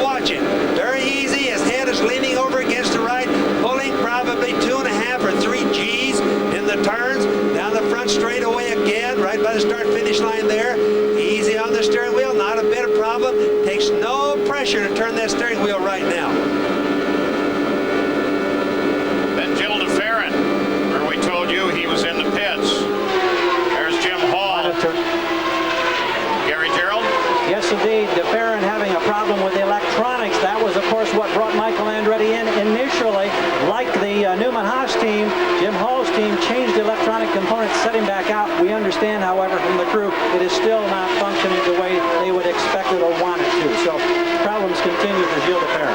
And as a matter of fact, while he runs down the backstretch with a cluster of other cars, right behind him is the leader of the race, Andre Ribeiro, who closes up behind him and is being quite careful in the pass. Saturday on ABC Sports, the Indianapolis Motor Speedway rolls out the red carpet for the stars of stock car racing. Defending champion and NASCAR points leader Jeff Gordon battles a field of the world's finest at the Brickyard 400 live. And then on ABC's Wide World of Sports, Dale Earnhardt and the world's top drivers battle in identical cars in the International Race of Champions. Plus, we begin coverage of the World Track and Field Championship from Gothenburg, Sweden. That's all Saturday here on ABC Sports. Al Unser Jr., by the way, has pulled up into 4th place now. So it's Ribeiro, Tracy, Pruitt, Unser Jr., and Teo Fabi, the top 5. This is Ribeiro's best race by far this year. His finishing positions have been littered with positions in the teens, except for Elkhart Lake, where he finished 4th. He has never led convincingly like this. Pruitt at the back of Tracy, battle for second.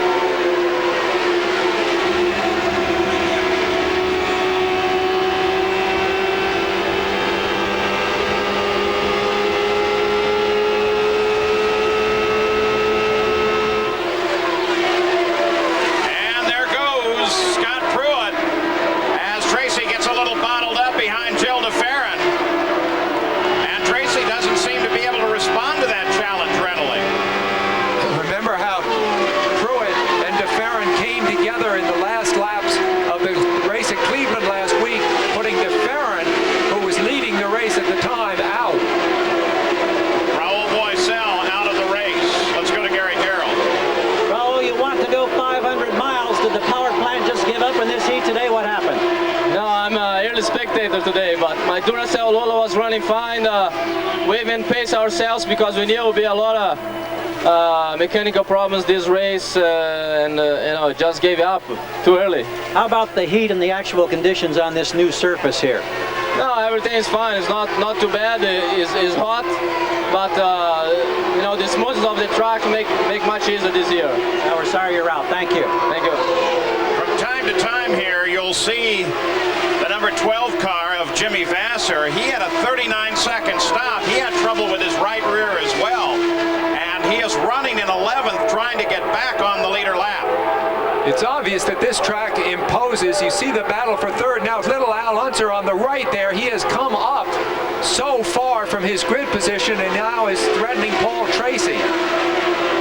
But it's obvious that this track imposes incredible loads on the suspension. Another thing, when a guy is drafting like little Al, boy, look at him come big time. Boy, that was a draft. Really got to run. I'm just starting to say, the drafting is free. Boy, you can get a tow better than getting with a tow car helping you out. Just really get a big suction. So Unser Jr. up to 3rd place. Jack Arute, Penske's looking strong here. And Paul, his performance, that of Al Jr., may have been preceded by his lack of performance in Indianapolis. Let's go all the way back to the Memorial Day Classic. Remember, little Al was the only driver of the two between he and Fittipaldi to try and stick with the Penske. The reason he said after the race is, I wanted to get that car in the field because it may be slow, but in race conditions, as he goes by Scott Pruitt, in race conditions it drives like a Cadillac. It's just a breeze to drive. He doesn't qualify well, but he wanted a car that could go 500 miles in comfort. And in the heat, and the humidity, and the pressure of today, it seems to be paying off for Team Penske. Al Unser Jr. around Scott Pruitt into 2nd place and just puts his teammate Emerson Fittipaldi, who's running 12th, 1 lap down. Let's go to Gary Gerald.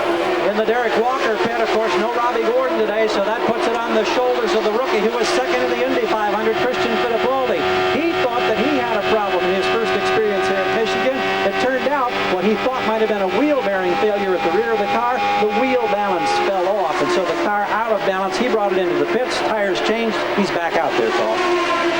Well, Scott Pruitt running through the field. Bobby, I want to look at his onboard shot. Look at that tire. Look at the front tire. Does that tell us anything? Well, all that is a little hair growing around it. It really isn't anything wrong. It could possibly be a blister, but it's not likely.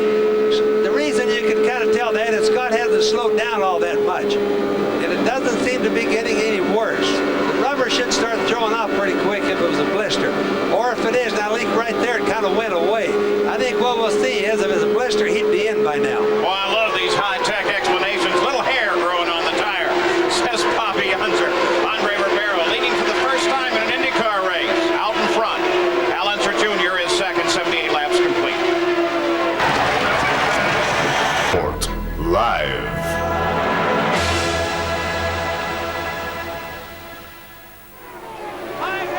Let's bring you right up to date here at Michigan. About 170 laps to go. And Andre Ribeiro is leading from Al Unser Jr. So Penske coming good here, or at least Al Jr. coming good here at Michigan on this billiard table surface, resurfaced in the spring. We've heard Raul Boesel saying it's a much easier drive than it used to be. They're still doing 230 plus miles an hour, however, so easy is a relative term. It's Ribeiro then from Al Unser Jr. Then it's Scott Pruitt, the man we're riding with now. And it was Scott Pruitt. I think Tracy's just got by him again. Pruitt and Tracy really having a mega battle here. Then it's Maurizio Gugelmin, then Teo Fabi, then Eddie Cheever, and then Bobby Rahal. And Bobby Rahal is a man to watch here in the Michigan 500. Never discount Bobby Rahal. He is now here or hereabouts. He's up into the top 10. So Al Jr. and Bobby Rahal are two of the men to watch. As you can see, it's absolutely perfect racing conditions. There's no wind. It's very, very hot.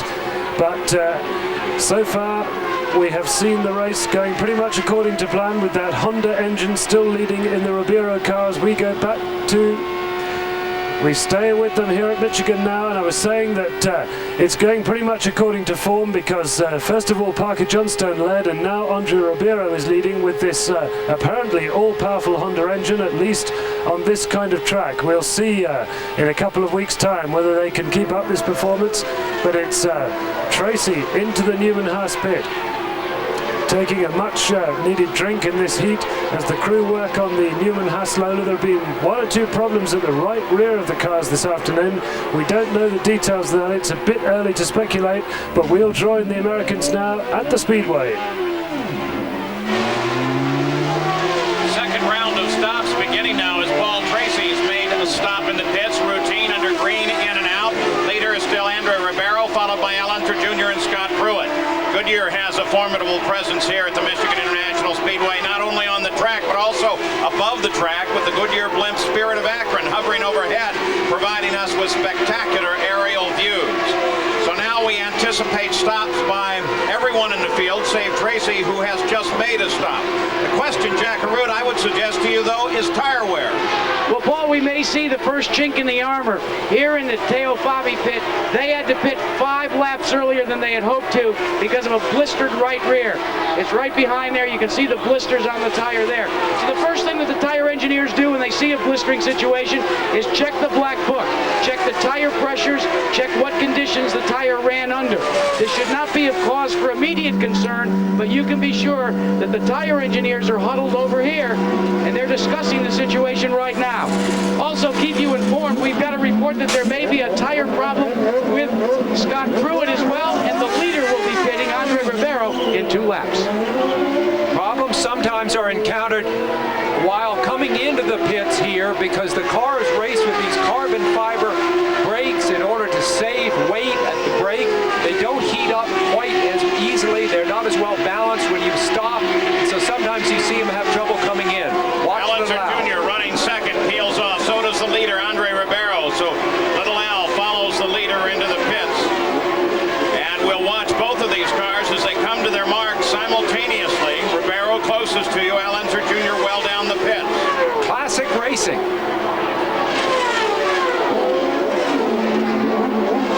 Everything routine for Unser, just waiting for the field. Got it rolling in 13.6. Gary, problems with the Firestone tires on the right front. A blistering problem for Andre Ribeiro. The right front tire has a blister all the way around. So as we suspected, there are tire problems both for Goodyear and Firestone. We can get a shot of it right here. You can see the blistering, not on the right rear, but on the right front. Well, the problem that we have is we have a crewman that was trying to hide it away from us. We got him away. There you go. Just like Goodyear. The guy shouldn't try to hide it, Jack, because we can see it on television. That's exactly what's happening. And a lot of that is caused from the track is very hot today. The sun beats on the track, gets the surface very hot. The tires have not blistered all during practice and qualification. But this is what happens when the temperature goes up.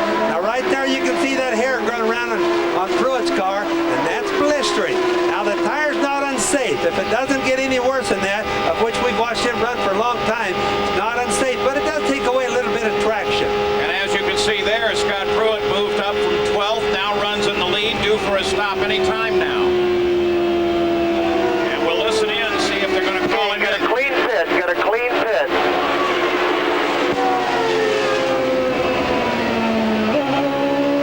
The speed limit, be careful about them locking up the wheels. That's Jim McGee talking. Gentlemen, we got the same problem with the right front on Scott Pruitt's car. Blistering on the right front, taking a survey of the right rear as the crew completes their work and taking on the methanol fuel. No problem with the right rear. So it's right fronts for Firestone, right rears for Goodyear.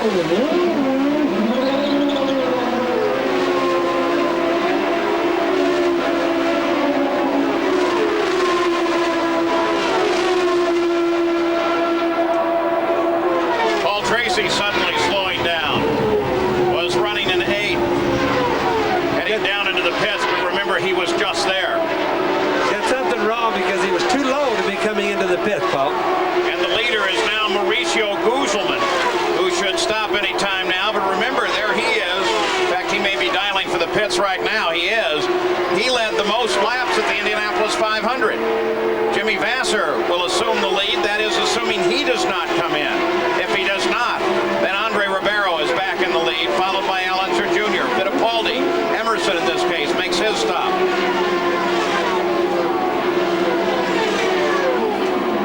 Pit road still a very busy place on the 92nd laps. Emerson Fittipaldi. This is more than routine. Gary?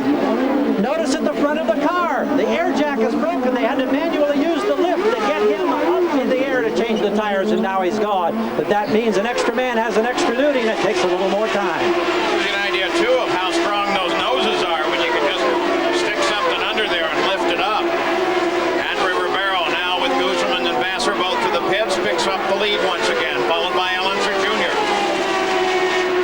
93 laps complete. Jackaroo, Jimmy Vasser's in. And they're having trouble getting the car into the proper gear. He gets away, but Jimmy Vasser also on board with Goodyear's. He has a blistering problem on the right rear.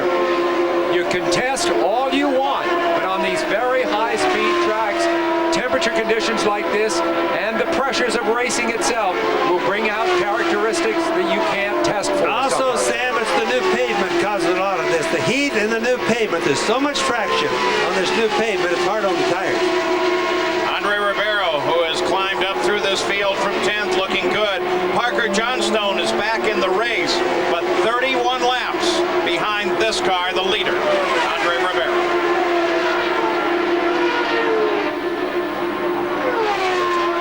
So with 155 laps left to run, it's still Andre Ribeiro in the Reynard Honda leading from Al Unser Jr. in the Penske. And the reason we're seeing so many pictures of tyres today is the intense heat combined with the new surface of this speedway here in Michigan.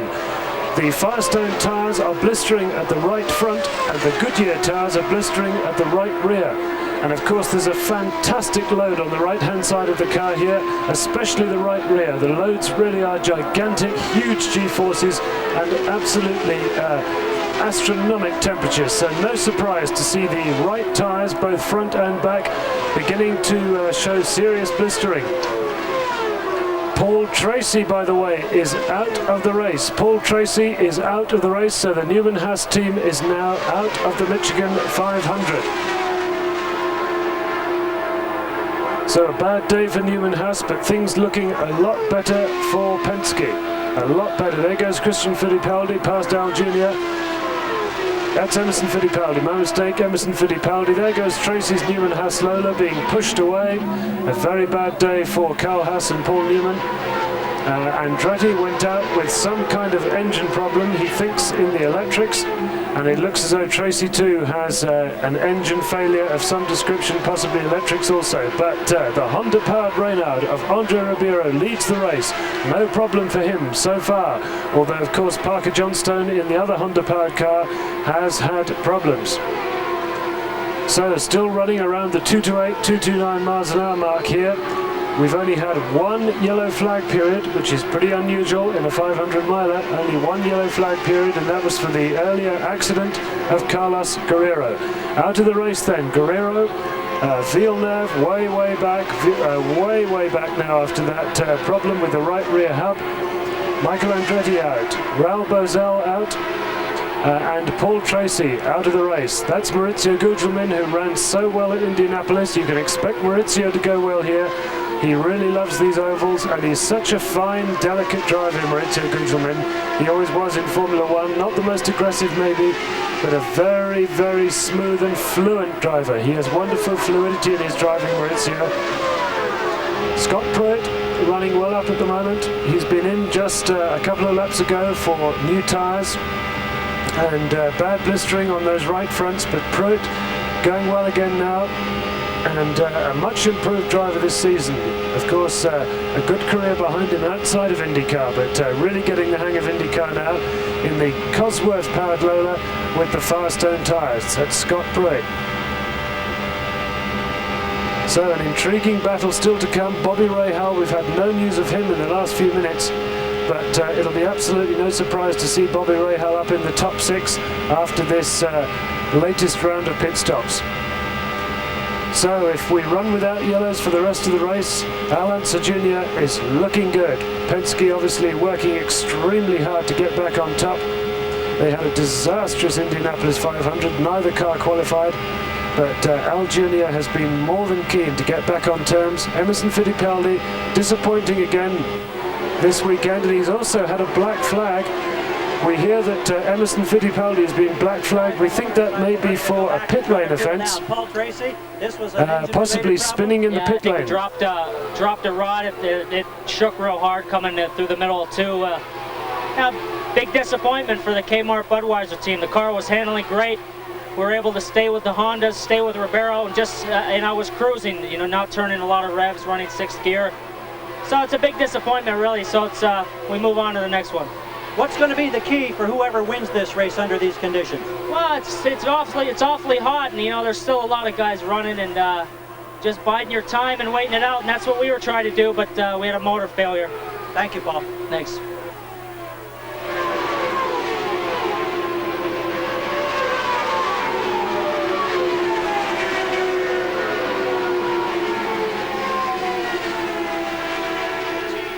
West Group did a nice job for Maurizio Gugelmin. Everybody else in order, but Gugelmin picks up a position. After 100 laps, we have had 2 cautions for 12 laps. 5 cars are out of the race. We've had 7 different leaders and 9 lead changes, and the average speed's coming back up.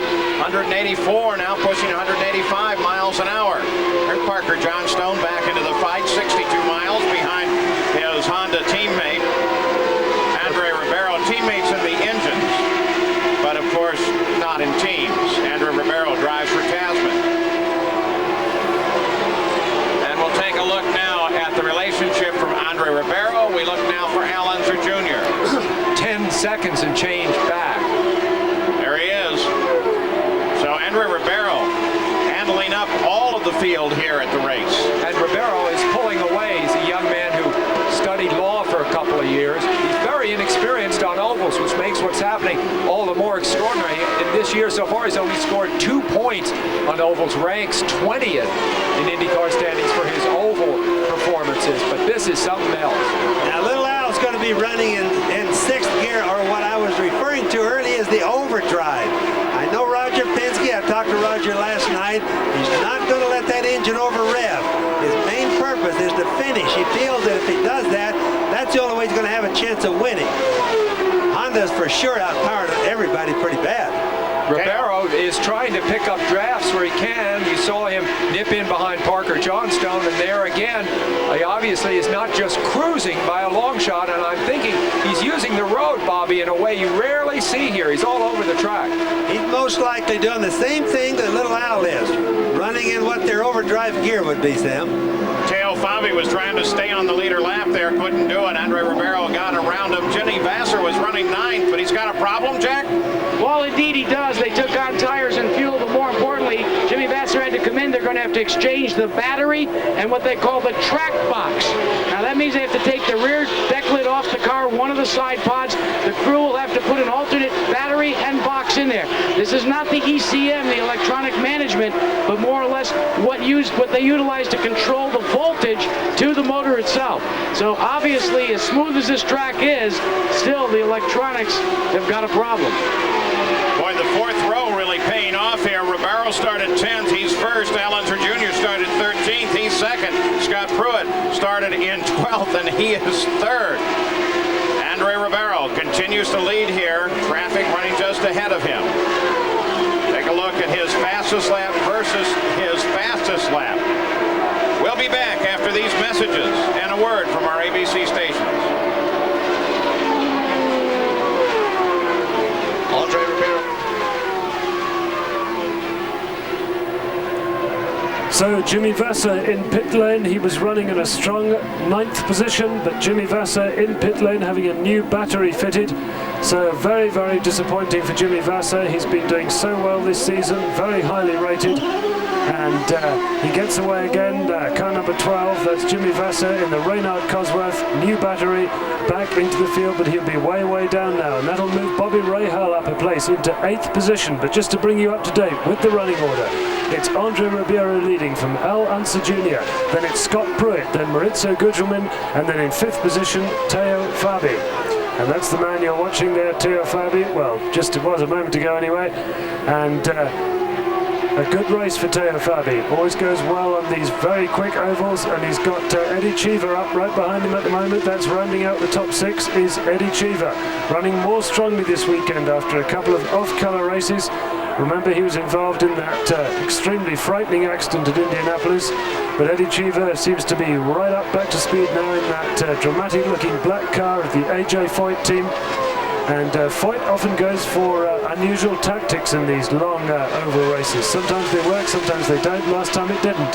Cheever ran out of fuel within spitting distance of his first ever IndyCar victory. And as you watch these cars go around, look how little wing they're running. That rear wing is hardly worth having.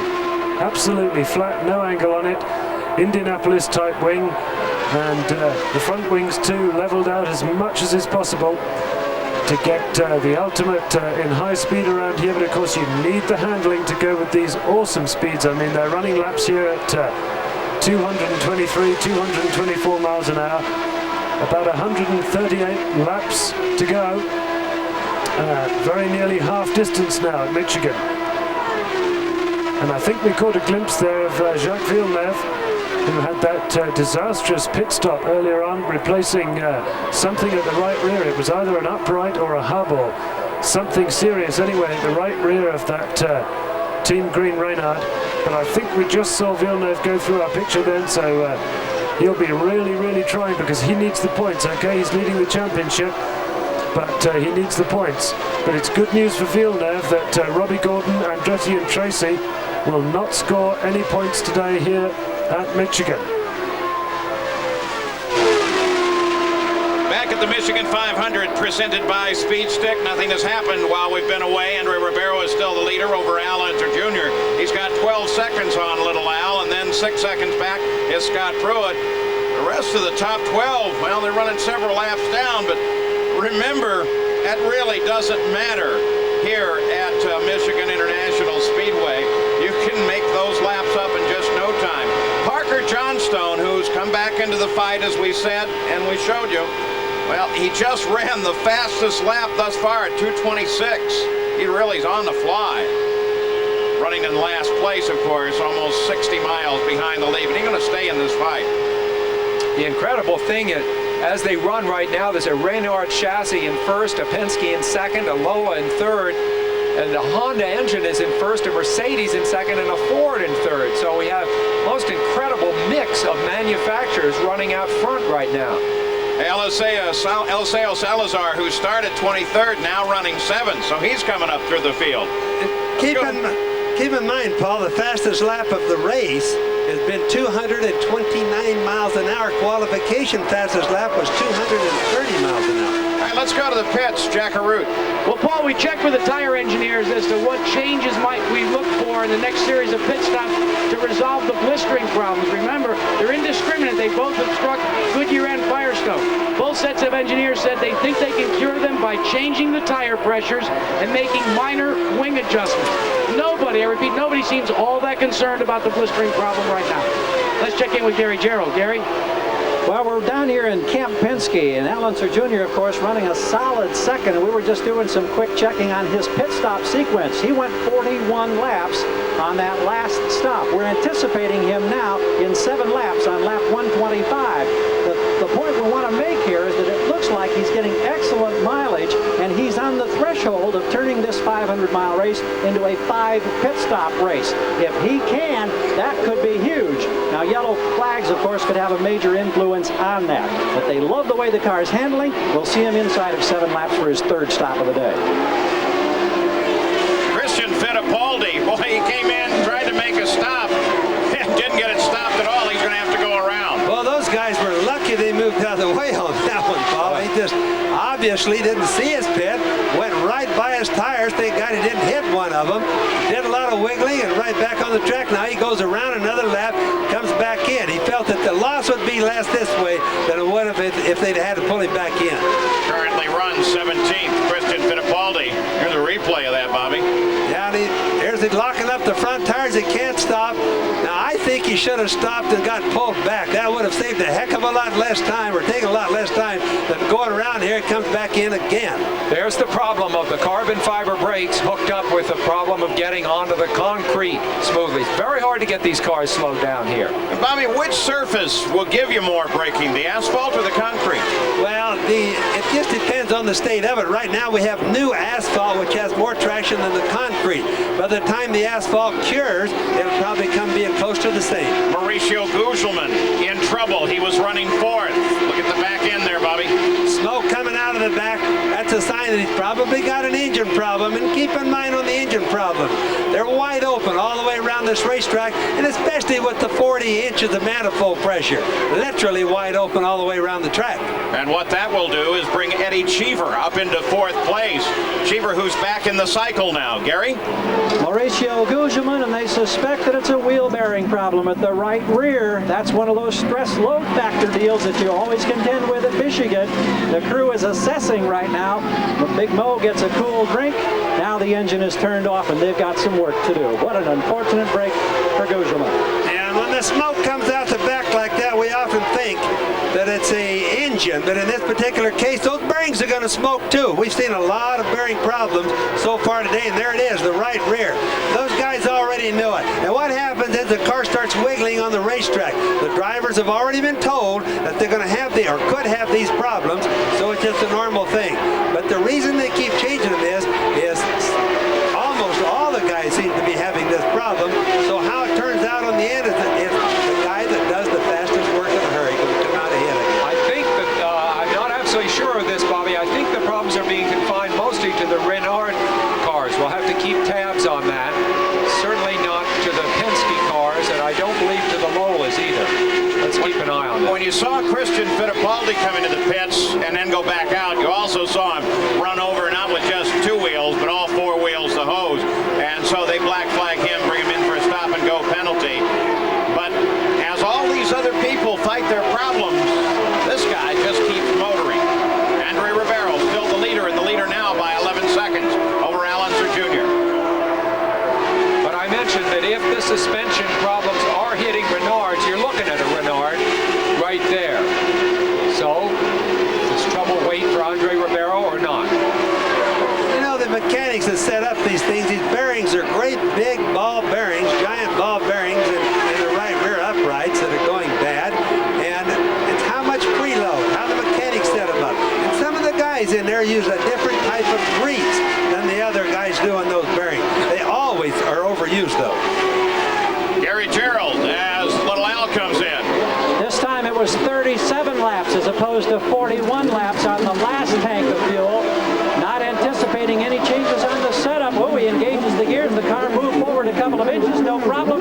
Now he's away in 13.5 seconds. So the stop-start once again. Al Unser Jr. comes in after 37 laps out on the course, and 37 laps of green, we might add.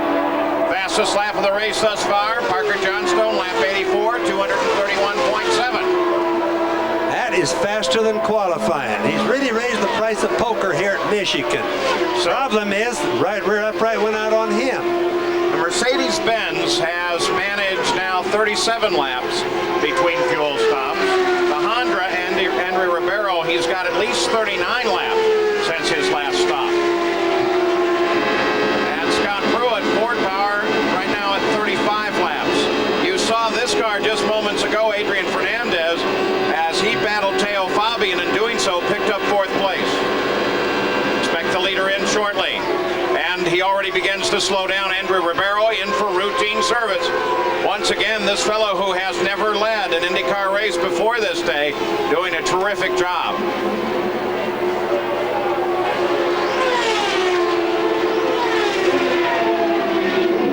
And Paul, the one thing that the crew wants to see besides changing the tires is if they were able to cure the blistering problem. Checking the right front, no problem on this set of tires for your leader, Andre Ribeiro. So it's going to be a nominal stop. Looks to be no changes in the chassis. Looked as if they've cured the problem simply with 16.3 seconds. As I said, simply changing tire pressures. Very smooth stop. Just past the halfway point here. So I just want to explain that tire pressure a bit, Paul. The more air that's in it, the more the tire tries to bow out in the middle, or the more the air pushes the tire out in the middle. And that's where they were blistering. So what the tire guys would have done is just drop the tire pressure by 2 to 3 pounds. No surprise. I thought that was a biased tire problem that didn't occur in the radio. No, it affects all tires because the air is still trying to go out, and it doesn't make any difference. The radials obviously don't change the shape as much as bias flight tires do, but they still do change it, Paul. Don't you remember a few years back? Bobby, he is not up to speed. What's going on here? Ribeiro suddenly, when he comes out of the pits, just never came up to top speed.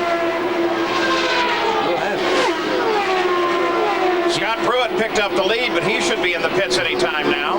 Very slow, possibly a transmission. Yeah, problem. Transmission is what I would bet on. He caught a gear in what looked like a funny shift to me from first to second. Or maybe it was his second to third. He's very slow. The wing shaking is not a problem. That's just a normal thing. And Scott Pruitt now the leader, but he's due in, and that'll turn the lead over to Al Unser Jr.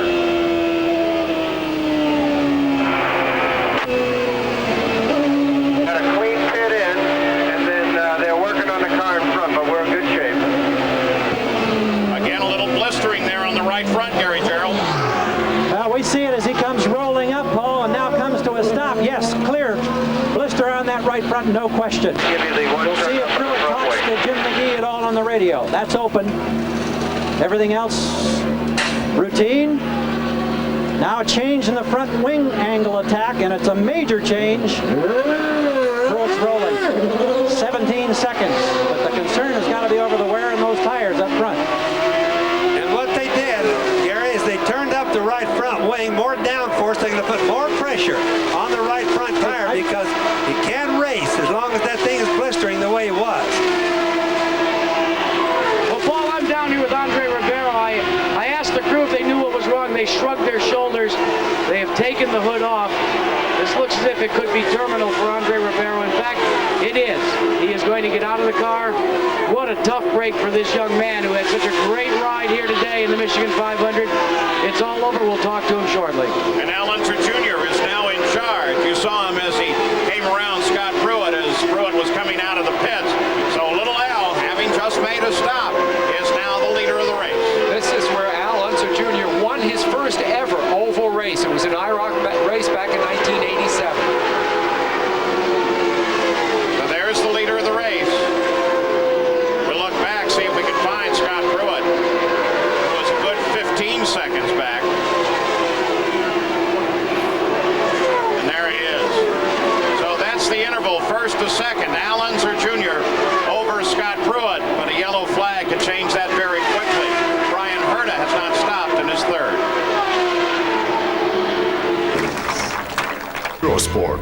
live.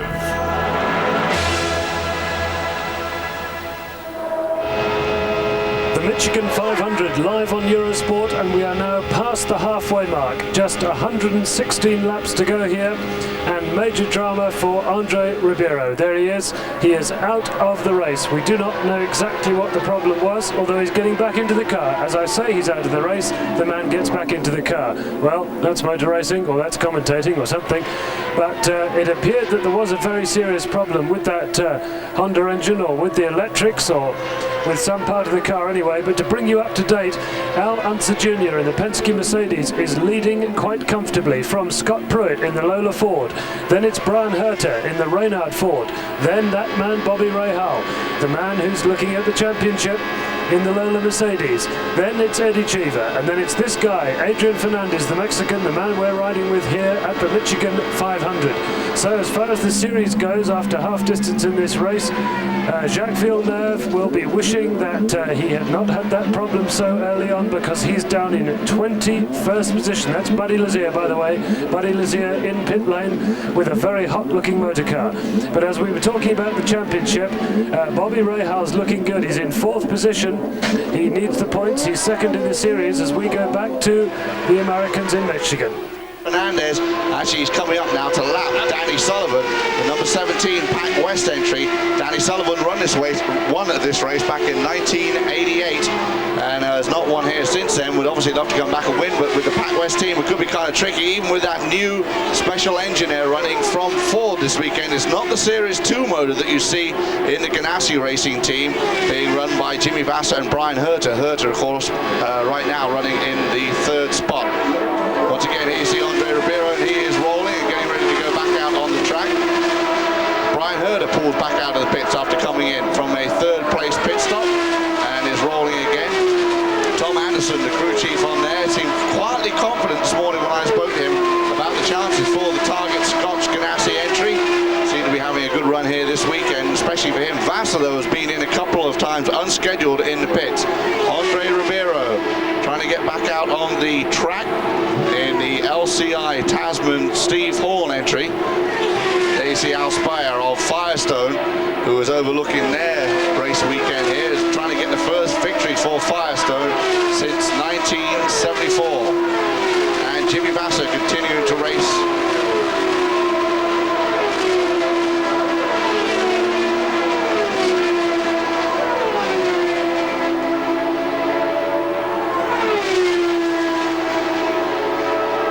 Jack? Well, so far, Andre Ribeiro is now officially out of the race. They are going to roll it. And you can see this gentleman right here. Well, he's with Brazilian TV, and with Andre being his countryman, you give professional courtesy. They will continue and carry on the conversation in Portuguese. See if we can get in here real quickly, and we're going to listen as the interview is given. Go ahead. We want to listen in Portuguese to the interview. Excuse me? We want to listen to your interview with Andre in Portuguese. Okay. Pois é, esse microfone é da ABC, eles querem acompanhar a nossa entrevista em português, a rede americana ABC. André, difícil, né? Você estava liderou muito essa corrida. Qual a sensação? É um super desapontamento, mas não acaba aí, tem muita coisa pela frente. E eu tenho certeza que a gente chega lá. Well, it's very obvious, and I don't know anything about Portuguese, but right now I'm sure Andre Ribeiro said that he was one of the most disappointed drivers ever to come down the pike. We'll talk to him after the Brazilians are through. Yeah, but he does have a day that he can be proud of. I mean, it was a great run while it lasted. Al Unser Jr., leader of the race, has now completed 143 laps. Another man who can be proud of this day is Parker Johnstone. Gary Gerald?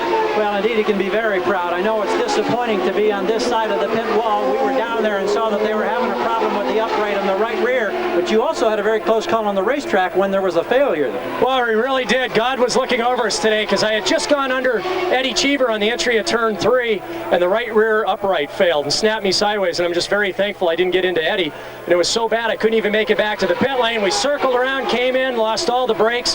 The guys on the Motorola Cellular, Firestone, Honda, Renard crew from Comtech Racing did a great job. All that Daytona experience paid off. They got the upright change. I went back out. Once again, the fastest car on the racetrack, which is a tribute to them. but the damage from the upright had damaged the brakes, and when I came in for my stop, the pedal went to the floor, and thankfully we didn't go into the Penske crew, and unfortunately was into a fantastic oval debut. I learned a lot, and it looks like Andre and the Tasman guys were doing a great job, or have just retired as well, and I tell you, Honda's day is coming, it's just not today. Well, he may be a rookie here in the ovals, but he got all the sponsors, he got all the teams. We're happy you're all right. Thanks, Parker. Thank you very much. And I got to tell you, thanks to Team Penske, to Rick Mears, Al Sr. and Al Jr. for all their coaching. What a fantastic weekend for us. Thanks, guys. Let's go to Jack. Well, Gary, let's try and get it in English from Andre Ribeiro this time. Andre, what happened? We had some probably electrical problems. The wires did burn, and we had to stop. We did try to come back, but then we realized it was not possible. Describe the emotional roller coaster that you've just endured over maybe the last 5 minutes. Well, I think we had a fantastic car. The LCI Honda car was just so much ahead of everybody else. For me, it was very easy because I was just cruising.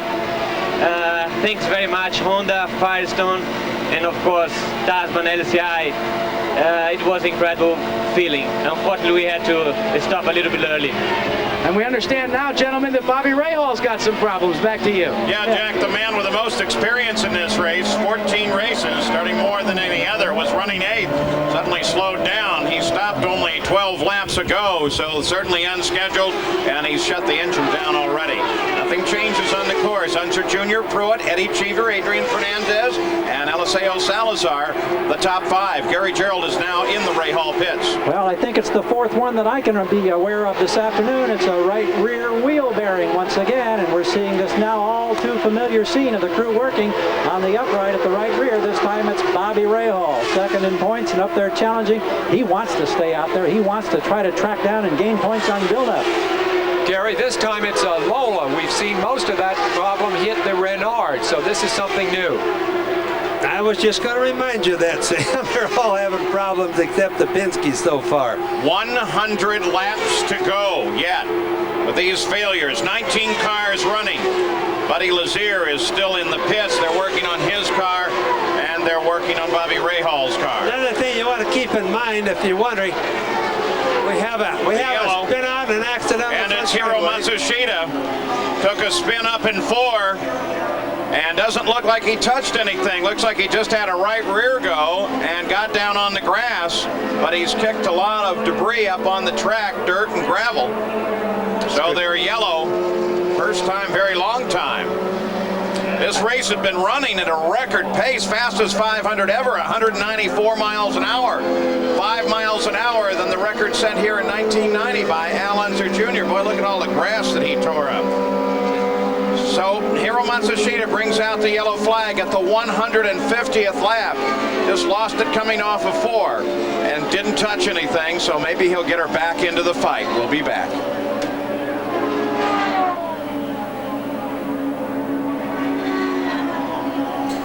Well, that's Hiro Matsushita, who's brought out the yellow flags. He had a right rear go down and spun at something like 200 miles an hour. Doesn't really bear thinking about. But luckily, he did not hit anything, or as far as we could see, he did not hit anything. And we are now running under a yellow flag with just 99 laps to go. But the most dramatic news, of course, is Bobby Rahal in pit lane with yet another problem at the right rear. These are either these are suspension problems with the tremendous loads on the car here at Michigan, running up in the high 220 mile an hour mark. We've seen the problem with the Reynards, we've seen it now with the Lola, we have not yet seen it with the Penske.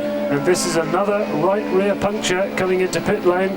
Another right rear puncture. We've seen tremendous problems on the right hand side of the car today, mostly at the back of course, but we've seen blistering on the front tires as well. But to bring you up to date, with 98 laps to go, Al Unser Jr. is leading the race for Penske Mercedes, and we haven't said that for some time, have we? We have not made that statement for many weeks now. A Penske Mercedes leading an IndyCar race. But this is terrible news for Teo Fabi. Teo Fabi, running in the top 10, has a right rear puncture, and He's had to bring it round most of a lap. He's now got the left front locked up, of course, because all the weight's off that wheel. But Teo brings it in neatly, calmly. He knows that he's got to stay out there because anything can happen in a race of this distance. But bad news for Bobby Rahal, the championship challenger. So at the moment, Jacques Villeneuve is in about 18th or 19th place. He's the championship leader. But Robbie Gordon is out after that accident on Friday. Andretti is out of the race. Tracy is out of the race. So the man closest now is Jimmy Vasser, who lies 6th equal in the championship with Scott Pruitt. But both the Honda-powered cars are out now, well, the leading Honda-powered cars anyway.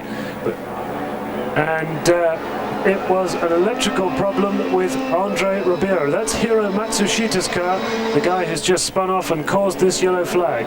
But the leader still is Al Unser Jr. in the Penske Mercedes. No sign, though, of Emerson Fittipaldi. And there is the top 6 for you as we go back to Michigan. Under a full course caution, the leader of the race, Al Unser Jr. And under this caution, though, Al Unser Jr. comes into the pits, and that gives Scott Pruitt the lead. It's a great way to see a race hanging overhead and watching the race from the Goodyear blimp. It's the Spirit of Akron floating over this circuit here. So the leader of the race comes in. Al Unser Jr. makes his stop. Scott Pruitt picks up the lead under the yellow for Hiro Matsushita, who looks like he just had a problem with the right rear that caused him to come out of control. Let's go down to Gary Gerald. Maybe he can enlighten us on some of these tire problems. Well, we heard from Al Spire with Firestone a short time ago. They're having wear in the right front. Leo Mel is the general manager of racing for Goodyear. You're having tire wear concerns here on the right rear. How substantial is this problem, Leo? Well, we've had some blistered right rear tires, and we've lowered the air pressure on a number of cars. It seems to be helping. What's happening, they're blistering slightly, but it's not affecting. Nobody's had to stop early. We just had punctures on the 33 and the 18 car in that last accident, but I think we're okay for the rest of the race. Okay, that's the story from the Goodyear side. Let's go to Jack. Well, Gary, they're going to take advantage of this caution period. The Patrick team has called in Scott Pruitt as we listen on the scanner as well. Now, watch the crewmen at the front of the car. Once they've completed the exchange, they'll go to the nose, make a turn. They're going to take the wing out. That was the amount of wing that they put in the last stop, and he almost stalls it. Boy, was that close, guys. Well, that could be costly. They'd have to pull the car back, restart it. Too costly, Jack. My Scooter got it out of the pits, though. You know, there's some good news here. We've got some great physicians that work on the circuit with us. Dr. Terry Trammell and Dr. Steve Alvey were recognized and, in fact, honored by the National Athletic Association, NATA, in June for their contributions to athletic training and motorsports medicine. Dr. Alvey was inducted as an honorary member of NATA for his contributions, and Dr. Trammell was presented with the prestigious President's Challenge Cup Award presented each year to a physician. It's made a significant impact in sports medicine and in athletic training. We're very proud of both of them and thankful for the good service that they give all the drivers and crews here in IndyCar. Well, Jacques Villeneuve, who is currently in the 18th position, he will be bumped up quickly to 17th as Hiro Matsushita is listed in that position, but now done for the day. The jet dryer goes past us on the main grandstand, blowing away any debris and any marbles or rubber buildup that we've had throughout the race, and we should get a green flag fairly shortly as they've cleaned up the mess from Matsushita's car. Jimmy Vasser has pulled into the pits once again, another unscheduled stop for him, but taking advantage of the yellow flag situation. We saw our leader, Al Unser Jr. come in, Scott Pruitt came in, and also Adrian Fernandez. The problem with coming in on the early laps of a yellow flag situation is you then go to the back of the pack. So although they're at the back of the pack, they now have all these cars in front of them that aren't on the lead lap, but they've got to work their way by, and of course that becomes a problem when you're dealing with traffic. The only thing is they can hope for by going in first on the yellow flag situation is then the remainder of the guys go in, and by a process of elimination they can work their way back up towards the PPG pace car. They see Vasser coming out of the pits. That's the important blend line taking effect there, and now he has to try and work his way in front of Villeneuve. Villeneuve gentlemanly lets him in the line, and that really is a battle between drivers. There's no right to Vasser in particular going in there, but he has bumped his way in, and really you just have to hope that they let you. Bobby Rahal is getting back out underway after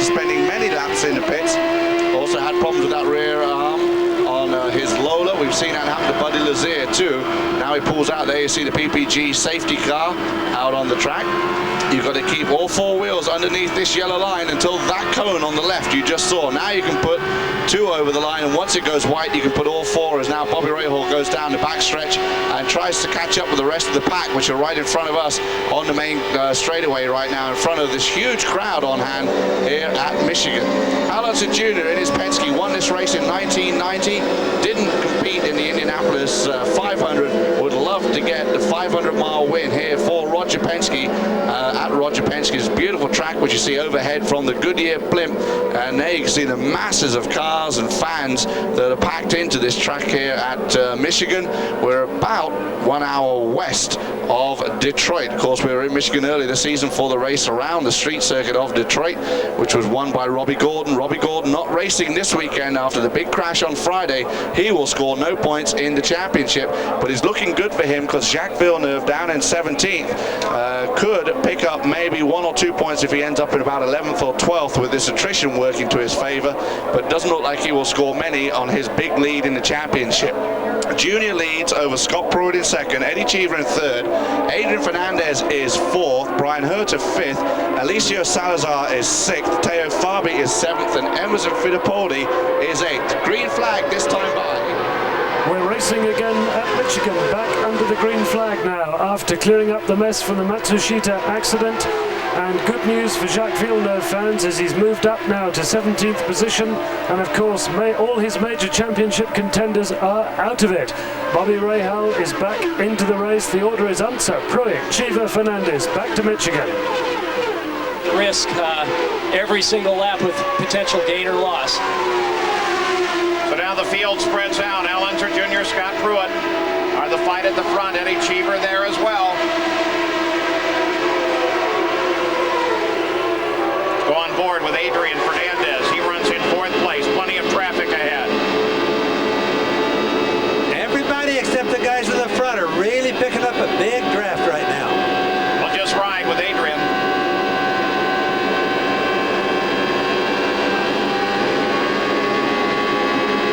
Parker, you were the fastest guy here all day. Why don't you take us around for a lap? What are you thinking at these points? Well, right now, I can tell you, Adrian's looking at Christian Fittipaldi, wondering if he's going to come down on him or give him some room. And as you can see, there was enough of a wash off of Christian's car that Adrian had to get out of the throttle there. He's going to have to time his run a little bit better, because if you don't get a good run at the appropriate time, he's going to be stuck in this group and not be able to get through it. They're both picking up a draft from the guys clear up in front. We've got a big whirlwind going on around there now. Once the cars all get going together, it kind of makes it like a little whirlwind going.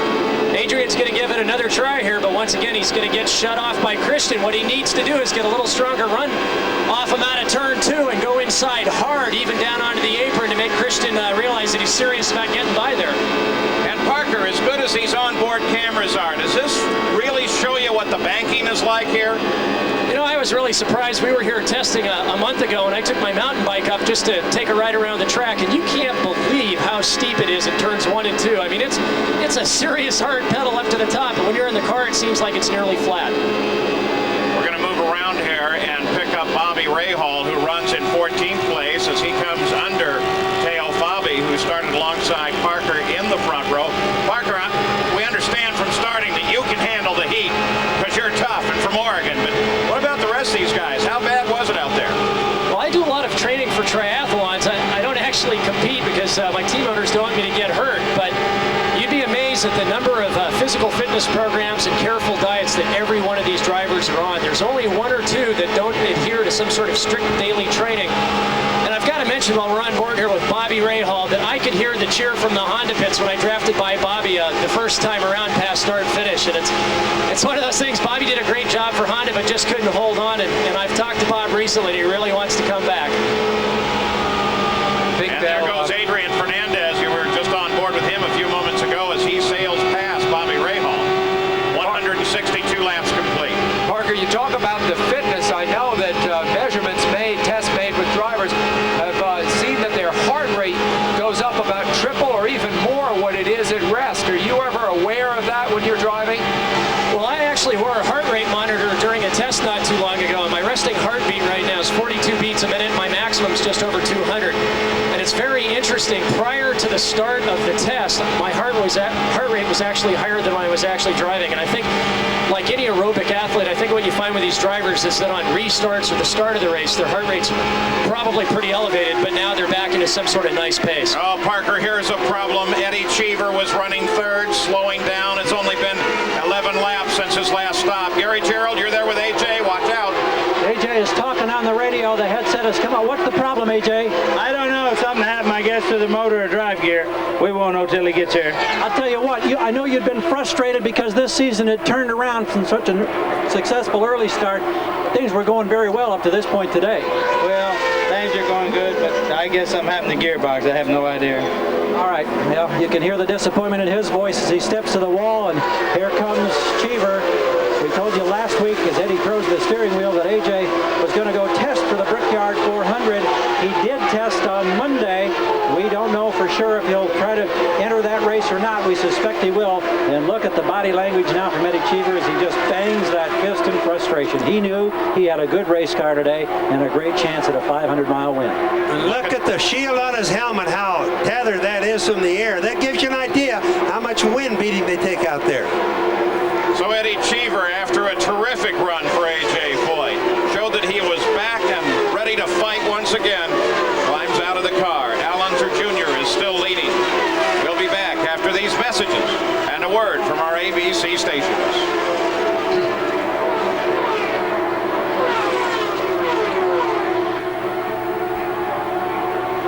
Remarkable pictures there of Eddie Cheever. He really is very fed up indeed. He just doesn't seem to be able to do anything right. He's looking for that first win in IndyCar. Looking very good here today at Michigan, running in third position with only about 85 laps to go and something let go. We don't know whether it was the engine or the gearbox. I suspect it was the transmission, but a very, very upset Eddie Cheever. But this man still leads. Al Unser Jr. in the Penske Mercedes. He really is looking at his teammate Emerson Fittipaldi, of course, as you will have recognized before me probably. But anyway, Penske Mercedes is leading. It's driven by Al Unser Jr. That is Emo, who's way back down the field again this weekend. Second is Scott Pruitt. And third is the Mexican Adrian Fernandez.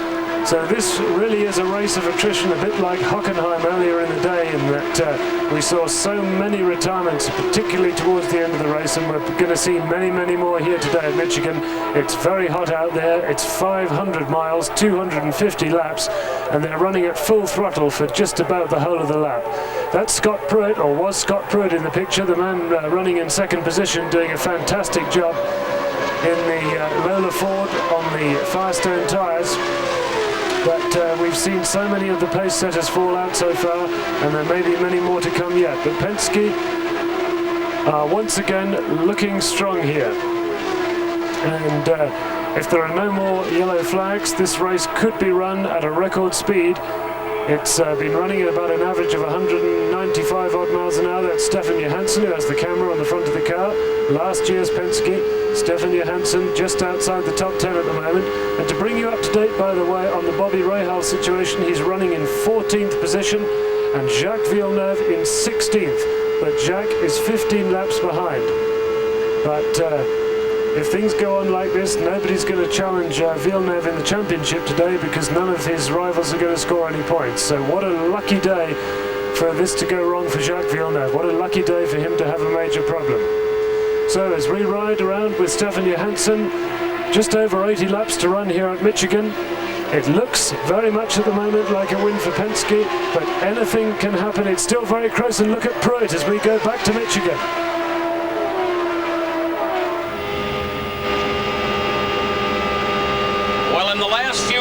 The gap has been steadily closing between Scott Pruitt and Al Unser Jr., the leader, and now it is a fight for the lead as Scott Pruitt tries to overhaul him on the high side. 171 laps of the 250 are complete. Scott Pruitt has been able to chase down Al Unser Jr. Let's watch and let's listen to the two-way radio.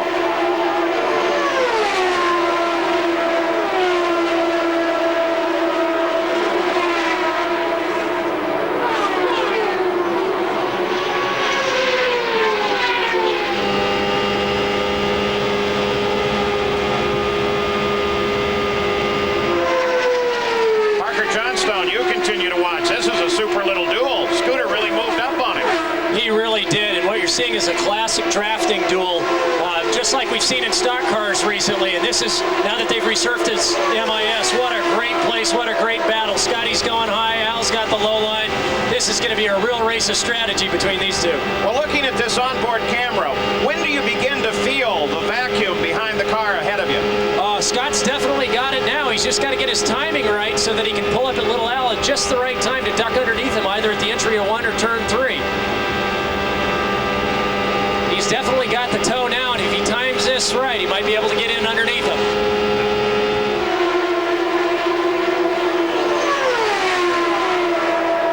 Scott tries to get him high. Again, he just doesn't have enough to do it. Can he get him coming off of the corner?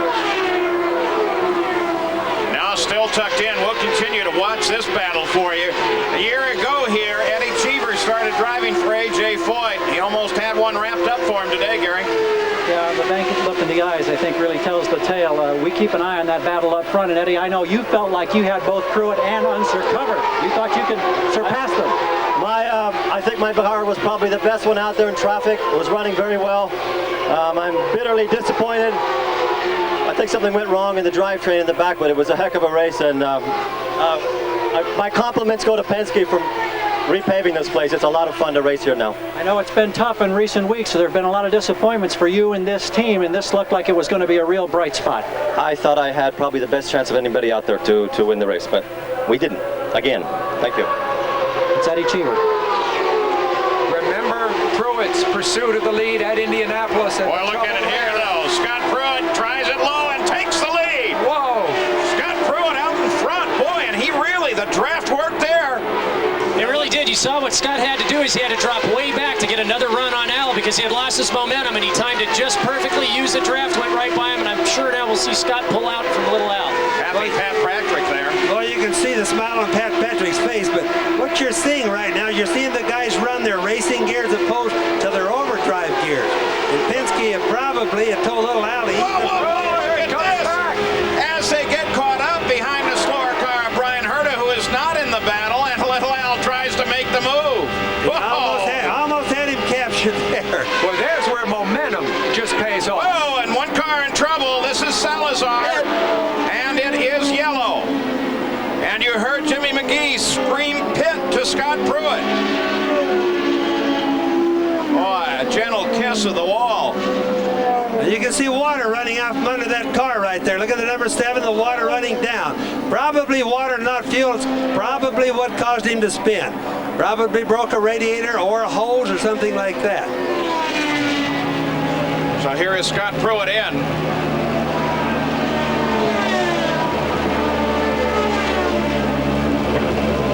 Tires look good, off and on. And Al Unser Jr. has already been in and out of the Penske pits. Well, here's the deal on Scott Pruitt, guys. This is not what they wanted to see. They had hoped to push the window to lap 196 with the idea in mind that they could then go with one final stop in the waning moments for just a couple of gallons of fuel. The window for Pruitt had only opened up 3 laps before that. So now if you heard him say go 7 o'clock on the fuel, there's a reason for that. What they're doing is they're trying to signal to Scott Pruitt to conserve as much fuel as possible so they can still adhere to that gas and go philosophy at the end of this race. Gary? Well, we're down here in the Penske pit. Jerry Breon, who's the tire man for Team Penske on Al Unser Jr.'s car, checking now the measurements as the tire that came off. No signs of wear whatsoever. We had checked with him just a few minutes ago, and he said that on the previous stop, they did have one very small blister. It did not impact the wear of the tire at all or the performance of the car. So Breon and the crew talk. They plat more tire strategy. Roger Penske, of course, is on the wall in that familiar pose just a few feet away, and this Penske team knows they got a fight on their hands with Scott Pruitt in the Michigan 500, Paul. Well, the average speed was coming up. It was up at 188 miles an hour. This caution's going to hurt it, but it's going to make for a terrific race here at the front between Scott Pruitt and Al Unser Jr. We'll be back.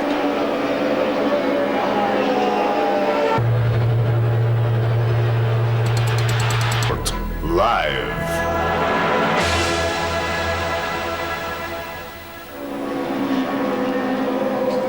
Welcome back live to the Michigan 500. We're running under yellow flags at the moment as you watch Adrian Fernandez cruising around, having a bit of a clean-up on the visor.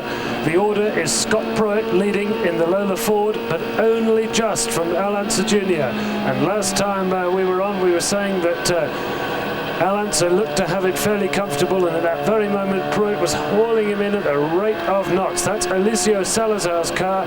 He had a harmless spin, but the car just touched the wall, and there was already something leaking from it, and it looks more like water than anything else. There's Alicio standing by the car, but that's why we're running under yellow flags. Alicio Salazar's car is stuck at the moment across the circuit. So Pruitt and Unser both took advantage, obviously, as they would. Immediately the yellow flag came out, into the pits they went. Pruitt got out just ahead of Unser.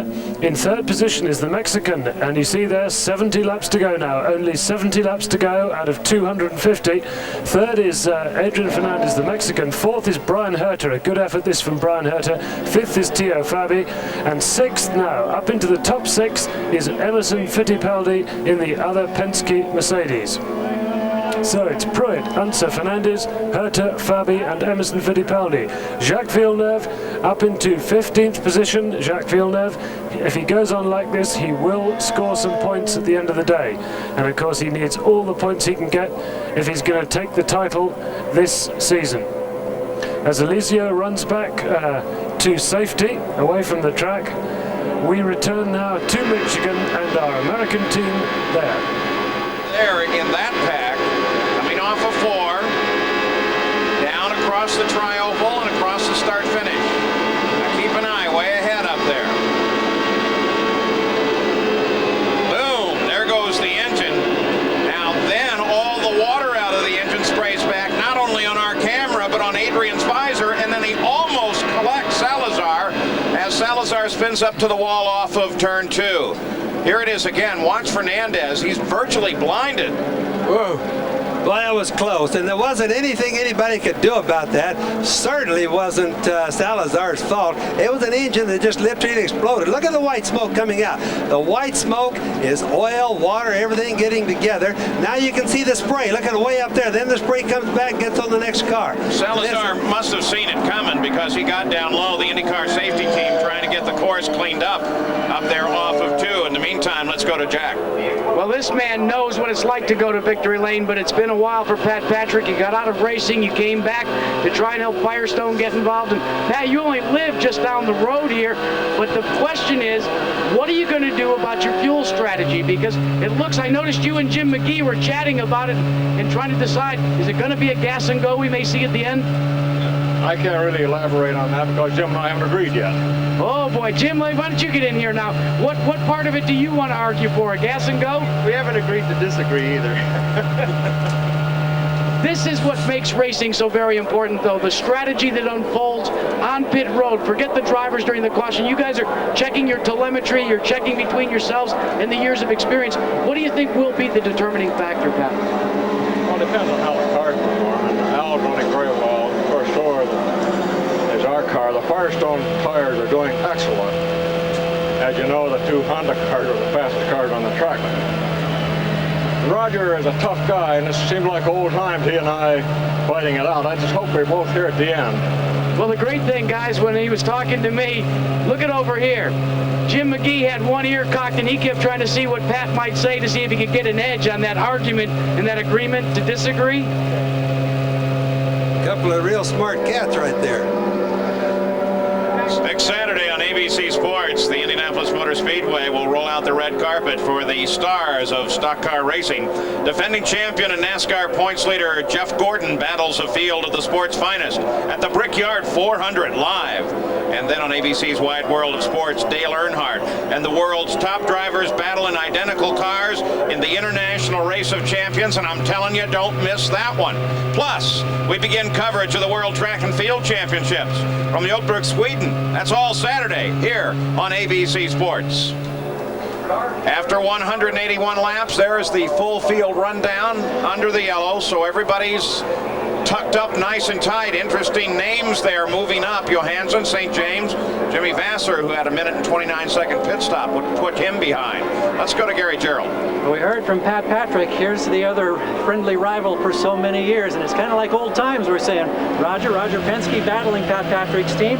Your thoughts, your concerns at this stage of the race now for your driver, Al Unser Jr. Well, I think we've got a real good car. Pruitt's running well. It's great to be racing Pat here at the Michigan Speedway. I think the key thing is trying to finish. You know, we've run strong in this race before last year. We let it need to keep this pace under control because it's tough on the engine to run them over 13,000 every lap. So, you know, our concern is reliability all day. The engine's been running great, the Mercedes, and what we have to do now is just work smart. Al feels good with the car, and we'll see what happens. I'm sure it'll be a shootout at the end.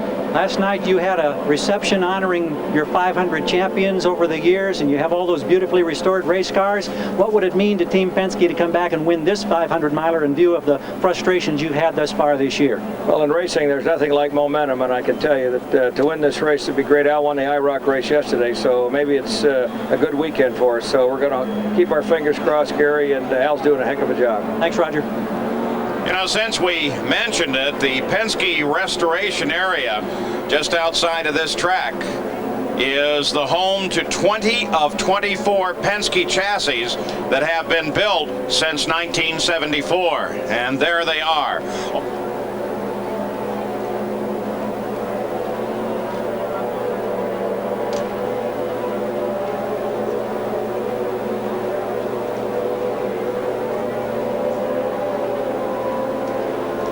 Al Unser Jr., the Penske driver, has actually the race record here for the Michigan International Speedway. Set back in 1990, over 300 kilometers per hour, a time of 2 hours, 38 minutes and 7 seconds. Looked like we were on a roll to beat that record this weekend, but now with our fourth caution period, probably not going to break that record. Riding on board with Adrian Fernandez, who was running as high as third position, and you saw that spectacular view on board with him as he went through the blown motor of Alessio Salazar, and then we saw the results of that blown motor end up all over his visor, over his front windshield, and over his mirrors, and that's why we saw him earlier with that rag. Here it is once again. Look ahead of you, then the left-hand part of the picture, and you'll see Salazar's going to blow right through the smoke. Doesn't even adjust or do any lifting. Did you notice there's not one lift? He's still doing 230 miles an hour into that blind spot, and then you see Salazar on the right-hand side as he almost collects him after the incident. Unbelievable. Now, from another angle, as we see Salazar spin on his own debris or his own oil, and there you see Fernandez going through and almost collecting him. Unbelievable. Once again, on board with Adrian Fernandez, right through the smoke, not a lift. Blind, completely blind through there, and then carries on. Salazar still up ahead of him. There you see all the liquid come out and get over the car, and that is what these guys are clearing up right now, which is why it's such a long yellow flag period, because they have the quick dry out there and they're trying to get it cleaned up. But a lot of oil and a lot of water out on the track, and of course at 230 miles per hour, you don't want that. There you get a good view of the left front wheel of Adrian Fernandez's car. You may notice it's slightly different from the wheels we normally see on these cars. That's because it's a Speedway wheel, a BBS lightweight, about 16 pounds. Overhead, Michigan International Speedway, where there is a near capacity crowd on board with a Goodyear blimp, giving us these beautiful aerial shots as you see the pace car lead the field through the main grandstand area along the main straightaway, or actually part of the tri-oval past the pit lane. This crowd has been doing very well actually to survive the amazing heat we've had here this weekend, and they've been coming in since about 6 o'clock this morning. They'll be going out to about 9 o'clock tonight, I would imagine. A huge crowd on hand, and the heat actually is really starting to beginning to bother some people down in pit lane in front of us. We've seen a lot of people rushing around with extra water. Of course, all the pit crews are in full fire suits, as are the camera people that are running down there, and it's a long, long time to be out in this hot sun with no natural shade whatsoever being offered down there. So it's turning out to be a long day for these guys. They fight for shade. There you see the Fernandez crew looking at the times as they go through and a run of the field, a run down of the field. To remind you, Carlos Guerrero went out very early on with an incident. Michael Andretti went out with electrical problems. Raul Boesel went out with an engine problem, as did Paul Tracy. Parker Johnston went out a second time without with the brakes. Andre Ribeiro went out with an electrical problem. Hiro Matsushita went out with a crash. Eddie Cheever is also out with transmission troubles. So we're still running under yellow flags here at Michigan. That's the order. Scott Pruitt leads, but only just, from Al Unser Jr. Then it's Fernandez, Brian Herter, Theo Fabi, Emerson Fittipaldi rounding out the top 6. And Danny Sullivan is in 7th. Then it's Lynn St. James. And then it's Stefan Johansson in 9th position. The reason that this yellow flag has been running for such a long time is because Eliseo Salazar had a major engine blow-up and deposited a lot of oil and water on the circuit. And you do not want oil and water on an oval like this where the cars are doing over 200 miles an hour. So the marshals working as fast as they can to clear up a lot of oil as we go back live now to the speedway. Sitting in your chair too, pal. I don't know about in the booth, but on the racetrack, I think she looks plenty good. But in my seat, maybe not so good. I would do everything I could to get her a ride next year, my friend. Let's go down to the pits and Gary Gerald. Well, Danny Sullivan is one of those that's lurking there, and I think 7th position, Paul, and they're doing it despite radio frustrations. The crew can hear Danny. Danny, however, can't hear any instructions from this side of pit wall, so they soldier on in the number 7 spot, back west. Stefan Johansson, he runs now in 8th place, so he's been able to keep that 94 Penske car alive, and just ahead of him is Christian Fittipaldi, ahead of him on the race course, but Christian's 10 laps behind. Emerson Fittipaldi is sitting in 6th place, just ahead of Danny Sullivan. I just looked out and counted 17 cars left running right now, and we're really going to have a trophy dash to the end, it looks like. One more fuel stop. It's going to be a fierce one. The yellow flag is still out. This is one of the few tracks, or not one of the few. Last week was the only track that we don't have the EDS computer scoring system. We have it here. It's not only used by us, but Scott Pruitt's engineer using the EDS display for the first time in the pits. Many of the teams use it, and it's really helpful. Gary Gerald? Well, Eliseo Salazar had a 4th place finish in the other 500-mile race during the month of May at Indianapolis. Today, I know you had high hopes, but tell us what happened now that put you out in that incident. Yeah, well, I have mixed feelings with the race because I'm disappointed that we didn't finish. The engine went in turn 1, and all the oil went in the tires, and I was lucky to hit the wall, but very lightly. So mixed feeling because of the disappointment, but also, I think we did a good race. We were going to dice for the lead. I was dicing with Pruitt, and I think we proved, that on super speedway we were very good. So I'm very happy. Contrast the different driving styles first at Indianapolis as opposed to the high banks and the speed you experience here with less boost. Well, I think, you go flat all the time. That's what really kills the engine. There was the previous stint I went flat, for 30 laps, and the engines are running very, very strong. Well, we're about to go green. Thank you. Thank you. Eliseo Salazar back here, and he's healthy and fine. All right, they begin to pick up the pace on the backstretch now. 185 laps complete. Scott Pruitt, the leader. Al Unser Jr. will be chasing him. It should be a great fight. Interesting battle of contrasts here. Engines, Ford and Pruitt, Mercedes-Benz in Al Unser Jr.'s Firestone tires on Scott Pruitt. So 63 laps to go at Michigan, and the race is on. Look at this. This is a fantastic battle. Al Unser Jr. and Scott Pruitt, they are side by side, and you can't get much closer than that. This really is going to be a tremendous race to the finish. It's the Penske leading now. Al Unser Jr. got the jump on Scott Pruitt at the green flag, just 1 lap back, but Pruitt is not going to let this one go. Firestone want it, Pruitt wants it, everybody in the team wants it, Patrick especially wants it, but we'll go back live now to the speedway. And one car sitting up very high.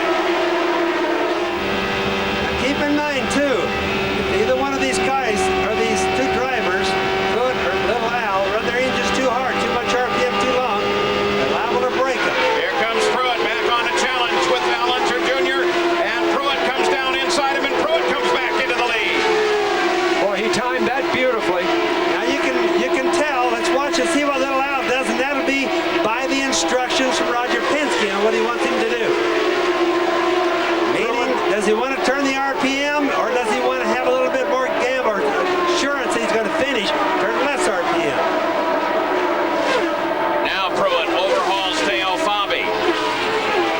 Pruitt, of slows course, him down just a little bit. That gives Al Unser Jr. a bit of a chance. Pruitt driving for Pat Patrick, who has not had a winner since 1989 when Emerson Fittipaldi won the championship for him. That's how much this counts.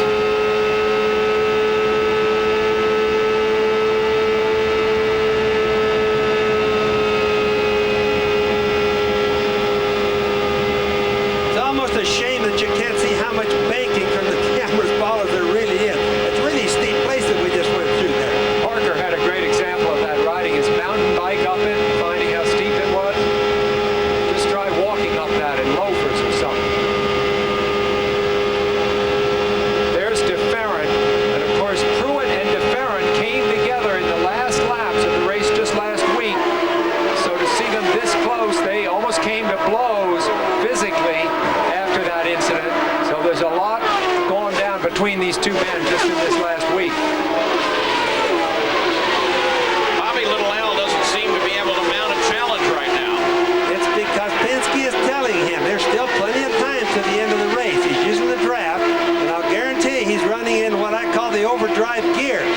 Roger Penske will not be flustered, and he's going to give Little Al the orders that are necessary. He's going to try to push Scott into running more RPM and breaking his engine. That's the whole contest right now. It's been 6 races since Little Al had a podium finish, if you don't count Portland, where he won and was disqualified. But he... Whoa! And Lynn St. James and Danny Sullivan are together.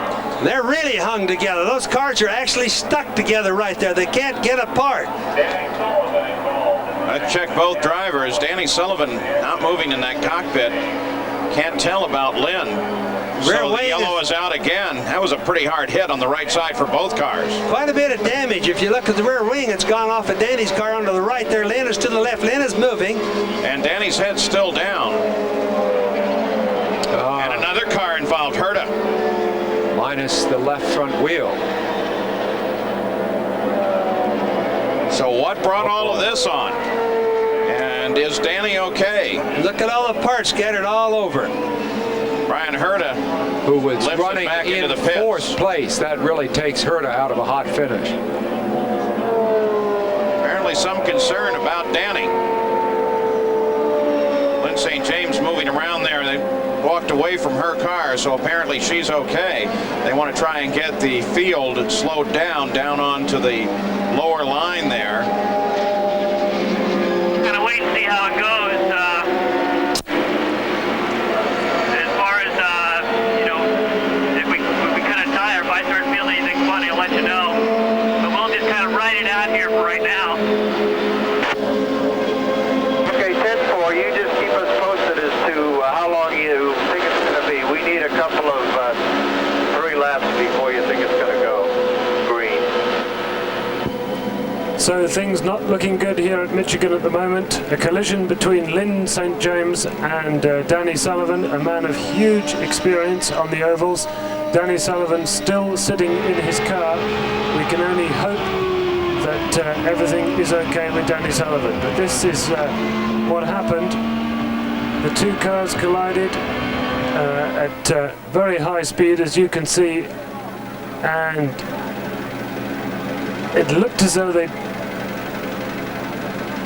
both went into the wall at the same time. There were lots and lots of bits and pieces flying off the cars. The right front torn off Lynn St. James's car, and I think maybe the right front torn off Danny Sullivan's car too. But let's hope sincerely that everything's okay with Danny Sullivan, a very popular and very experienced driver. I saw a little smoke. I think Adrian blew an engine, and it looked like maybe Danny was up there. They collected each other. They had nowhere to go, and one of their wheels came back off the wall and bounced right at me. I tried to miss it, and you know, there's just no room. At these speeds, how much of it is thinking and how much of it is just plain reflex when you see a wheel bounding towards you? Well, that's all reflex there. You know, the Target Scotch video car was running great, and you know, we were looking forward to a good finish today. I'm disappointed for the crew, but you know, I got some useful miles here at Michigan. I've never raced before, and I'm looking forward to the next race in Mid-Ohio. Guys, this is the difference between our normal 200-mile events and a 500-miler, the stuff that happens after 250 miles.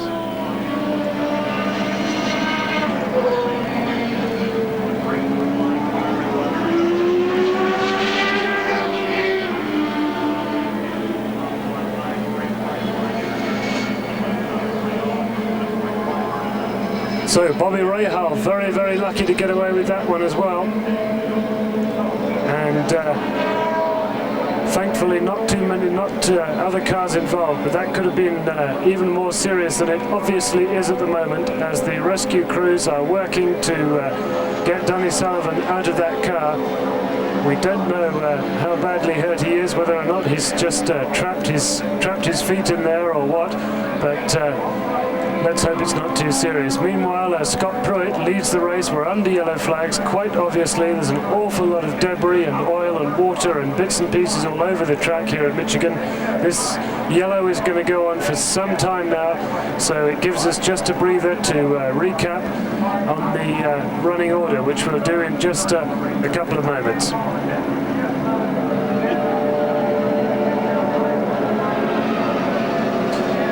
So Scott Pruitt still there. We're seeing another replay here of this shunt. Oh, we were seeing another replay. It's very confusing. These pictures are very confusing. We haven't really got a proper view yet of exactly what happened, although it's clear that an engine let go, spewed oil onto the track. Either Sullivan or St. James lost it, or they both lost it at the same moment.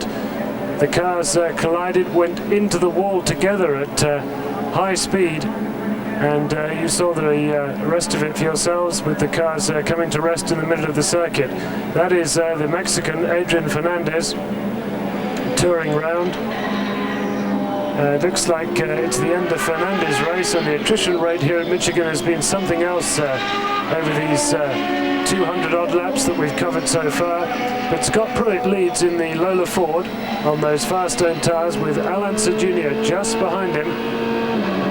Then it's Fernandez, who seems to be keeping going, cruising around under the yellow. Then it's Teo Fabi, and then Emerson Fittipaldi in the other Penske. So Penske's at the moment running first and fifth, both inside the top six. A much better day for Penske. Alanza Jr.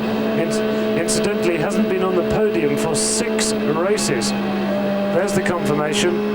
And Stefan Johansson in 6th position. 14th is Gilles de Ferran, by the way. Gilles de Ferran running in 14th position, although that'll be higher now, obviously. And Jacques Villeneuve, before that shunt, was running in 15th. So that should be 13th now for Gilles de Ferran, and 14th for Jacques Villeneuve. But we'll go back now live to Michigan for the latest news of what's happening there. Won this race. Actually, he's won it in 3. We don't have any more news at the moment on the accident between Lynn St. James and Danny Sullivan, but obviously we'll have that as soon as possible. Brian Herter, you see, involved in that accident. He's about to collect that wheel. Woof! That was a very nasty moment for Brian Herter. It could have been a lot more serious. Errant wheels in motor racing are not good things at all. They can do an awful lot of damage, either to the car or the driver or both. And it looks as though Danny Sullivan's being taken to the medical centre.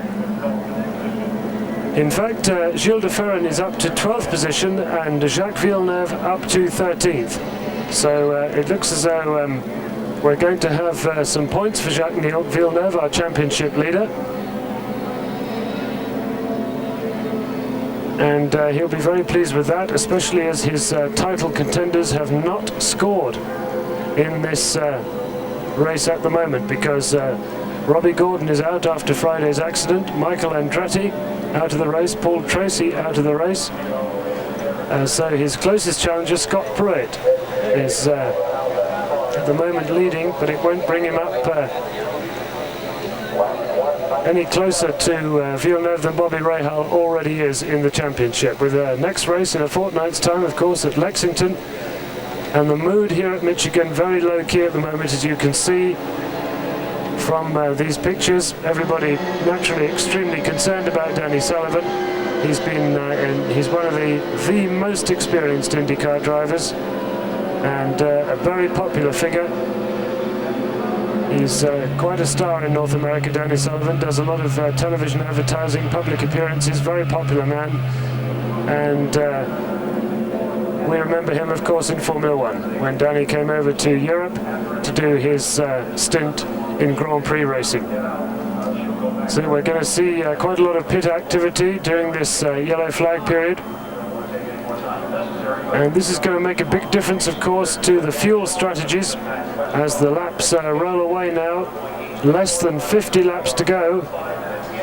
And this will make a big difference to both the Penske and the Patrick fuel strategies. There's Gilles de Ferran cruising around under the yellows. And they will have seen the severe damage to Danny Sullivan's car, and they'll able to put that out of their minds, of course, but there'll be a lot of people very worried here at Michigan. It had been a very clean race up until this point. 3 incidents, but none of them serious. Teo Fabi there in 4th position now, Teo Fabi. A good race for him. And just behind him, Emerson Fittipaldi in the other Penske, running in 5th place. And Stefan Johansson rounding out the top 6. But it looks like very much a return to form for Penske, at least on the ovals. This track, of course, owned by Roger Penske. and he won or at least his team won the IROC race here in Michigan yesterday.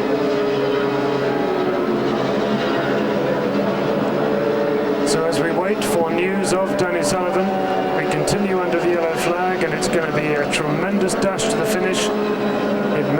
It'll certainly be one less fuel stop, and it'll be interesting to see how Penske play the tactics against the Patrick team and vice versa. A lot of rivalry here. Patrick would dearly love to win this one, and so would Firestone, probably more so. But as we know, Roger Penske is a very, very hard man to beat on his day. And the medical crew is still working there next to Danny Sullivan's car as we go back now live to Robbie Michigan. Gordon's incident. The impact with 114 Gs on Friday. This looks like it was major contact too. Let's go back now to Paul Page, Sam Posey and Bobby Unser. Here on ABC, still full course caution. Danny Sullivan has just been extricated from the car and is now being moved over to the ambulance. We should see several more laps of yellow, which may figure into the tactics of the two front runners, Scott Pruitt and Al Unser Jr. As yet, we have no official word on the condition of either Lyn St. James or Danny Sullivan. And we've talked about the banking earlier. That's why all those guys are being very careful with that gurney. It is so steep there, they have to make sure they don't have it get loose on the way down the banking. So they're going to take Danny, get him in the ambulance. We think of Danny's glamour and, of course, his long, very successful career in car racing, Formula One, coming here to Indy, driving for Roger Penske, winning the Indianapolis 500. But he has also paid the price from time to time. He's been injured several times in his career. Let's just hope it's not seriously this time. We mentioned Dr. Steve Alvey earlier. Looks like he was one of the folks right there helping tend Danny Sullivan. Let's go over to Gary Gerald. In the Penske camp, Roger Penske up there on the wall and plotting strategy, and what they're trying to do now is play a waiting game as these yellow flag laps tick off so very slowly. 200 laps now complete, 400 miles, 100 miles to go.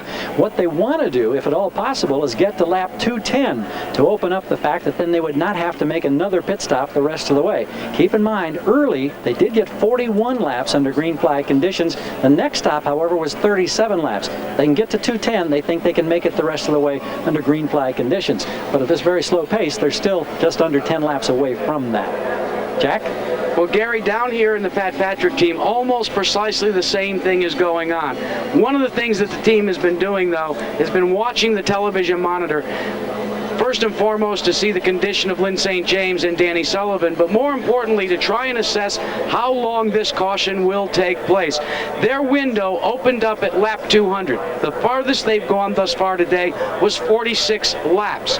They feel that if they can get into that 205 to 206 area, they could give Al Unser Jr. and Team Penske a chase right to the finish line without having to take on additional fuel. Now, one of the things to remember when we go back to green flag racing is listen to the onboard radio, because the team will say, go to 7 o'clock, go to 6 o'clock, go to 12 o'clock. One of the interesting things we found out, though, because people change teams, the teams change what those signals mean. If you lose a crew member, he goes to work for someone else, he monitors the radio and says, they go to 6 o'clock. That may mean go to full fuel. It may mean only go to 3/4 fuel. All kinds of tricks and all kinds of things up people's sleeves here. This is what makes the pit strategy so very important. Well, we're still waiting for the preliminary medical report. Ships to sweep up after they get the car gone? They've been working on cleaning up a lot of that stuff except for what's right underneath the car.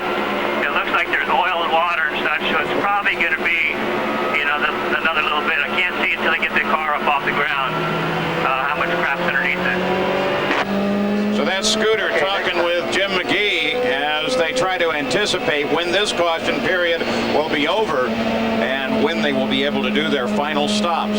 We'll be back. So what is most intriguing here as we reel out the last few laps of the Michigan 500 is how much longer will this yellow flag continue? That is the ambulance taking Danny Sullivan to the medical center. How much longer will the yellow flag continue? And why is that such an important question? Well, because the teams want to know how much more fuel they're going to have to put in. How many more stops they're going to have to make. Well, of course, it'll be a maximum of 1 with less than 50 laps to run, but what they want to know is how fast can they run once they go green. Once the green flag comes out, how hard can they push it? Because both Scott Pruitt and Al Unser will want to push it as hard as they can. The race is going to be between those two. First and second, Scott Pruitt. There's the car of Emerson Fittipaldi in 5th position. Penske's 1st and 5th at the moment. But from what we can see of this incident, the yellow flag is going to continue for at least another 3 to 4 laps. There's a lot of oil and water on the circuit. They have now cleared away a lot of the debris, but they've got to get rid of both the cars as well, as we ride with Stefan, or we're riding with Stefan Johansson, who is in 6th position, driving last year's, the 1994 Penske Mercedes. And it's been a good, steady run from Stefan. He has not had a spectacular year this year, but he's had a good, steady run today. He's kept out of trouble, and of course, that's the absolutely crucial thing to do in any 500-mile race. As we said at the beginning of the event, the early laps are not necessarily a guide, and for sure they have not been a guide today, because we had Andre Ribeiro leading in the Honda powered car, and before that we had Parker Johnstone leading spectacularly in the Honda powered car. Both those guys being extremely quick, and obviously a lot of power being produced by that Honda now. I bet Bobby Rahal wishes he'd stuck with it, but a great performance from Parker Johnstone. I think we're going to hear more from this man in the future, although it'd be interesting to see how he goes on the road courses before we make any judgment on that. But a very happy Andre Ribeiro, and yet another Brazilian, and he obviously felt pleased with his day's work, out eventually with some kind of engine or transmission problem. Michael Andretti and Paul Tracy both out of the race, both with engine-related problems. Not sure whether they were inside the engine or whether they were electrical, as Teo Fabi brings the Reynard Ford into the pit lane. Now Teo will be phased by none of this. He's, he'll be phased by that though, with the fuel hose still stuck in the car as he tries to leave the pit lane. But he won't be phased by any of this continual running under the yellow. He's decided to make a stop. It'll be interesting to see who else does so at this late stage of the yellow. But Teo knows exactly what he's up to in IndyCar racing, especially on the ovals. Running at the moment in 4th position. Ahead of him, Adrian Fernandez. This is a tremendous result for the Mexican, but we'll go back live now for the latest news from the Speedway. Back at the Michigan 500, after 200 laps, 12 cars out of the race, 14 still running. Scott Pruitt the leader, the average way down now with 5 caution periods. 8 leader changes, 8 different leaders, 16 changes. Cars out of the race, well, fairly extensive. Attrition here is always a factor. Guerrero, Andretti, Raul Boesel, Paul Tracy, Parker Johnstone, Andre Ribeiro, Hiro Matsushita with that accident, Eddie Cheever with the transmission, Eliseo Salazar and the engine go, and then got up close to the wall, didn't quite touch it. Lynn St. James, Danny Sullivan, and Brian Herta in the incident that has created this caution period. And as we take a look at the full field rundown, Adrian Fernandez up there looking good. Scott Pruitt and Al Unser Jr. It's going to be a battle to the finish. There's no question about that. And Teo Fabi, who started there in the middle of the front row, fell way back in the field, is now working his way up, as opposed to, say, Emerson Fittipaldi, who has been steadily marching forward in this field. So that's your full field rundown.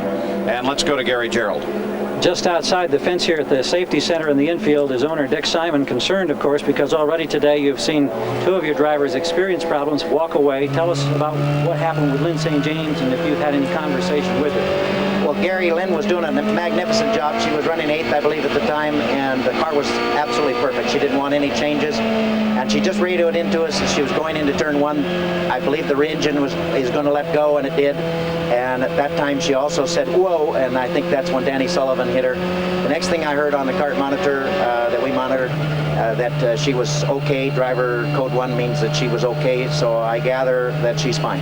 Okay, we appreciate that, and we'll stand by, and when we have further word relating to either Lynn or to Danny Sullivan, of course, we'll pass it on, Paul. Well, that certainly clears something up, and that is which car may have in fact had a blown engine. We had speculated it was Lynn St. James, but that testimonial there by Dick Simon certainly tells us that the facts were that she did have an engine go, and Danny Sullivan apparently became involved immediately thereafter. So that's the story on the accident that we have at this moment. You're looking down from the Goodyear blimp, the Spirit of Akron, which continues to give us shots high over this track, some great coverage shots, and helps explain some of the situations here, though not the last one.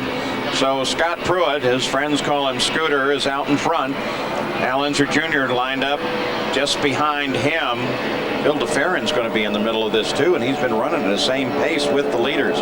We'll keep Scott's radio open and continue to monitor the radio traffic, by permission, of course, of the team, between Scott and Jim McGee, the team manager. Now, most likely, let's watch. The guys are still cleaning up the racetrack, Paul.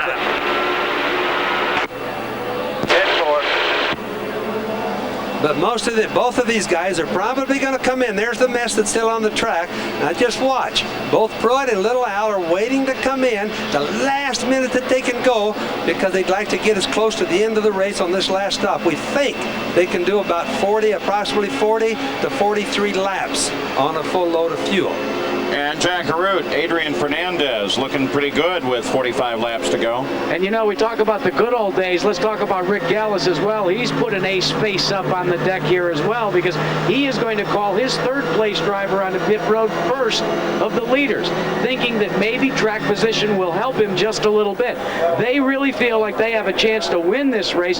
They've been talking to Adrian throughout this caution period, trying to pump him up, trying to literally get him to visualize what it would be like to go to victory lane. It's a little bit of cat and mouse down on pit road right now, guys. Everybody's monitoring everybody else. Well, Jack, Adrian's coming in right now. Exactly. So this is the first roll of the dice. Fernandez will be the first, and now the conversation will pick up with Pruitt and Al Unser. They'll have to determine, based on what Fernandez has done, whether they want to come in. Now, the word I just got, as far as Scott Pruitt is concerned, they're going to stick close to their original plan and come in on 207 or 208. That's next time around or thereafter. Yeah, exactly. This is the 206th lap, still under caution. So Adrian has his fuel, and he'll rejoin the pack. There's still some dust on the course out there from the accident, so it's a little bit longer for the cleanup. Fernandez had a weak early part of the season, but he has come on extremely strong in the last half dozen races, with a couple of 6th places, a 7th and 8th, the 12th last week. He had trouble right at the end, but this man is very competitive at this point in the season. All right, let's listen to Scott Pruitt and Jim McGee. That's the fuel at 12 o'clock now, so when you leave, you're in good shape. He finished this lap then, right? And then it's going to go green right after this lap, so you've got to get out and get to the end of the field. So put it at 12 o'clock, the fuel. Remember that voice of Jim McGee. He masterminded. You want to make sure you reset your meter. You got a clean pit in. And there he goes, second card laid, Jack Arute, as Scott Pruitt comes in and Al Unser Jr. comes in right behind him. That's the rule. Follow the leader. Jack Arute? Well, and they have run the string as far as they can, because we have gotten the signal, looks like 1 to go before we go back to green. Both cars getting service at this time.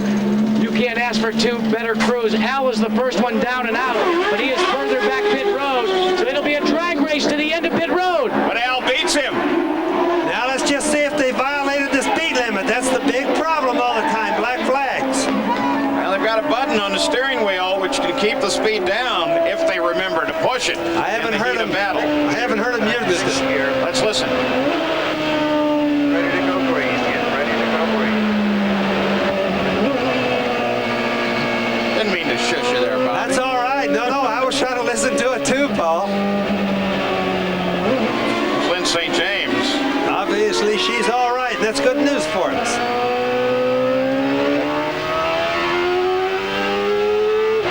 The last few laps laps of this Michigan 500 are going to be extremely exciting. We're riding with the second place man, Scott Pruitt. He's just lost the lead in pit lane from Al Unser Jr. The Penske crew got Al Jr. out fractionally before Scott Pruitt. This is going to be one hell of a race. It's Unser from Pruitt, Fernandez, Fabi, Fittipaldi and Johansson. Back now, racing. Green flag, and let's hope it's green until the end, because this is going to be a tremendous battle. We go now live back to the Speedway. Makes no difference now, because that Al just gone by him, whether he was on the same lap or a lap down, but I do think he was a lap down with you, Paul. While Unser Jr. tries to pull away from Scott Pruitt. Battle in the closing laps of the Michigan 500. Adrian drifts up, Scott comes down, they almost get together. Not only going to be a contest of speed, but a contest between the Ford and the Mercedes. Not only speed, but the mileage. It's going to be close for both of them, is my guess. It's going to be incredibly close. They stopped 6 laps ago. The 203rd lap. All green laps. We think that they'll go about 40 to 42 laps. Well, you want to do that math, it doesn't sound like they're going to make it. Well, they might. They had a little bit of yellow there, Paul, and they're going to run them lean. They're probably going to run them in high gears. Both of them are in the same problems. Well, wait a minute. You run an engine lean in temperatures. One of the pits was reporting 102 degrees down there. You lean the engine down, and now what's going to happen? Well, it might blow it, but these guys gamble a lot. Remember, winning is the only thing that's important.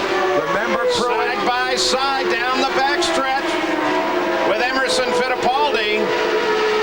Remember Pruitt's desperate bid at Indianapolis, the last laps. He ran into oil there, crashed. He was bitterly disappointed, in tears at the end of that. He has slumped a little bit since then. They had a great early part of the season. This is the best he has done for some time. This is the big one, and he could win it. Well, I looked down, looked up, saw that Penske car there. Let's get an update on Danny Sullivan. Finally, here's Gary Gerald. Well, we had a chance to talk with Paul Harkus, who works on the crew for Danny, who was over here at the safety center very concerned. He's headed back to the pits now. He said Danny was complaining of pain in the foot, the knee, and the pelvis, and there are plans to air evacuate him to Foot Hospital, I believe, in nearby Jackson, Michigan. So they'll, of course, undergo observation and further testing and so forth. That's the information we have from Paul Harkus at this point with the team. Well, we were worried about head damage. That's what worried us most. So in a lot of ways, all of that kind of damage sounds better to us. Thank you, Gary. Well, and let's emphasize that that's Paul Harkus's description. We still don't have a medical description from IndyCar. 38 laps to go. Danny had been contemplating retirement of a sort, so this comes at a very tough time decision-making wise for him.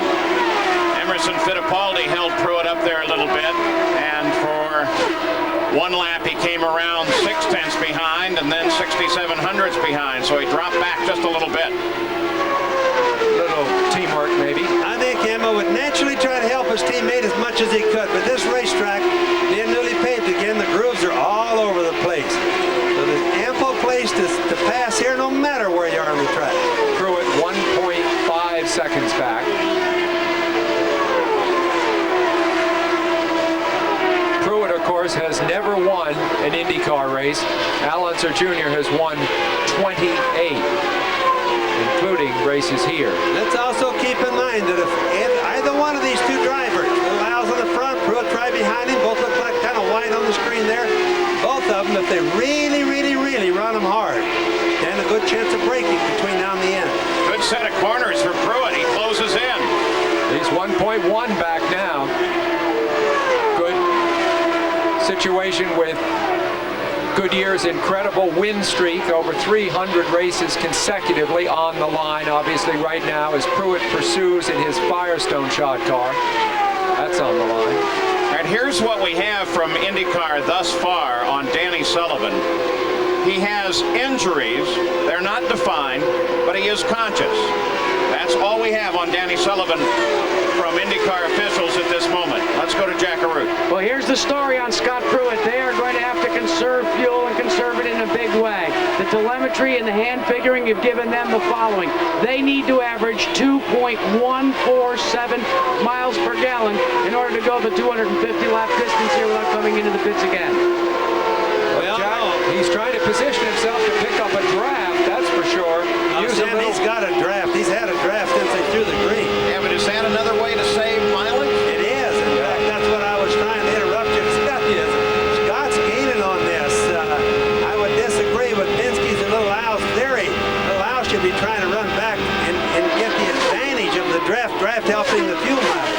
What happens if you get a good enough draft, you can put it into the overdrive gear and go as fast as you would in your racing gear? Yeah, I think Pruitt used a little of his fuel to close up enough so that he could use the draft. Don't you, Bobby? Good tactic. He's got a good draft right now. That's a beauty right there. Little Al on the other side of the coin is cutting clean air all the way. He's having to run more power or more throttle to run the same speed. What would you do if you were sitting in Little Al's car? Would you back out and let Pruitt around you? No, I wouldn't back out. Now, they should have done that before. There's no time to be jockeying back and forth and make gains. The gain or the decision had to have been made when it went from yellow to green.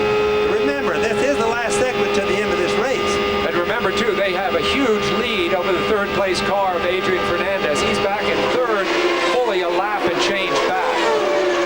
This is a two-way race. And fuel is very definitely going to determine it. But if fuel is a problem for both of them, well, that throws the door open. Benny Parsons was up here yesterday to cover some racing with us, the International Race of Champions. Said he was going to watch this from the couch today, and what he may be seeing is that good old NASCAR tactic at the finish, where Scott Pruitt just kind of hangs in there, and tries to run down one side of the... 31 laps to go now, and the story is one of fuel consumption. And we have, by the way, news from IndyCar that Danny Sullivan has injuries. However, he is conscious. Danny Sullivan is conscious. He has some injuries, and he's being evacuated to hospital nearby this circuit here at Michigan. There's Roger Penske, and this is hyper-concentration time for Roger Penske and for Pat Patrick, of course, who runs Scott Pruitt. Because, well, who will use more fuel, the Mercedes in the Penske or the Ford in the Lola, and who will manage the tactics better? The answers will be known in the next 15 minutes. Back to the Speedway. Who just moved into 12th position. That's worth 1 point. He needs more than one. Believe it or not, Villeneuve was helping Little Al, not hurting him. He needs the tow that he can get. Now, another thing, keep in mind, so everybody should know, both of these cars, Little Al and Pruitt, both have telemetry. That means that they're on-car computer transmits to the pits. The engineers are sitting there figuring out their mileage every lap that they go around.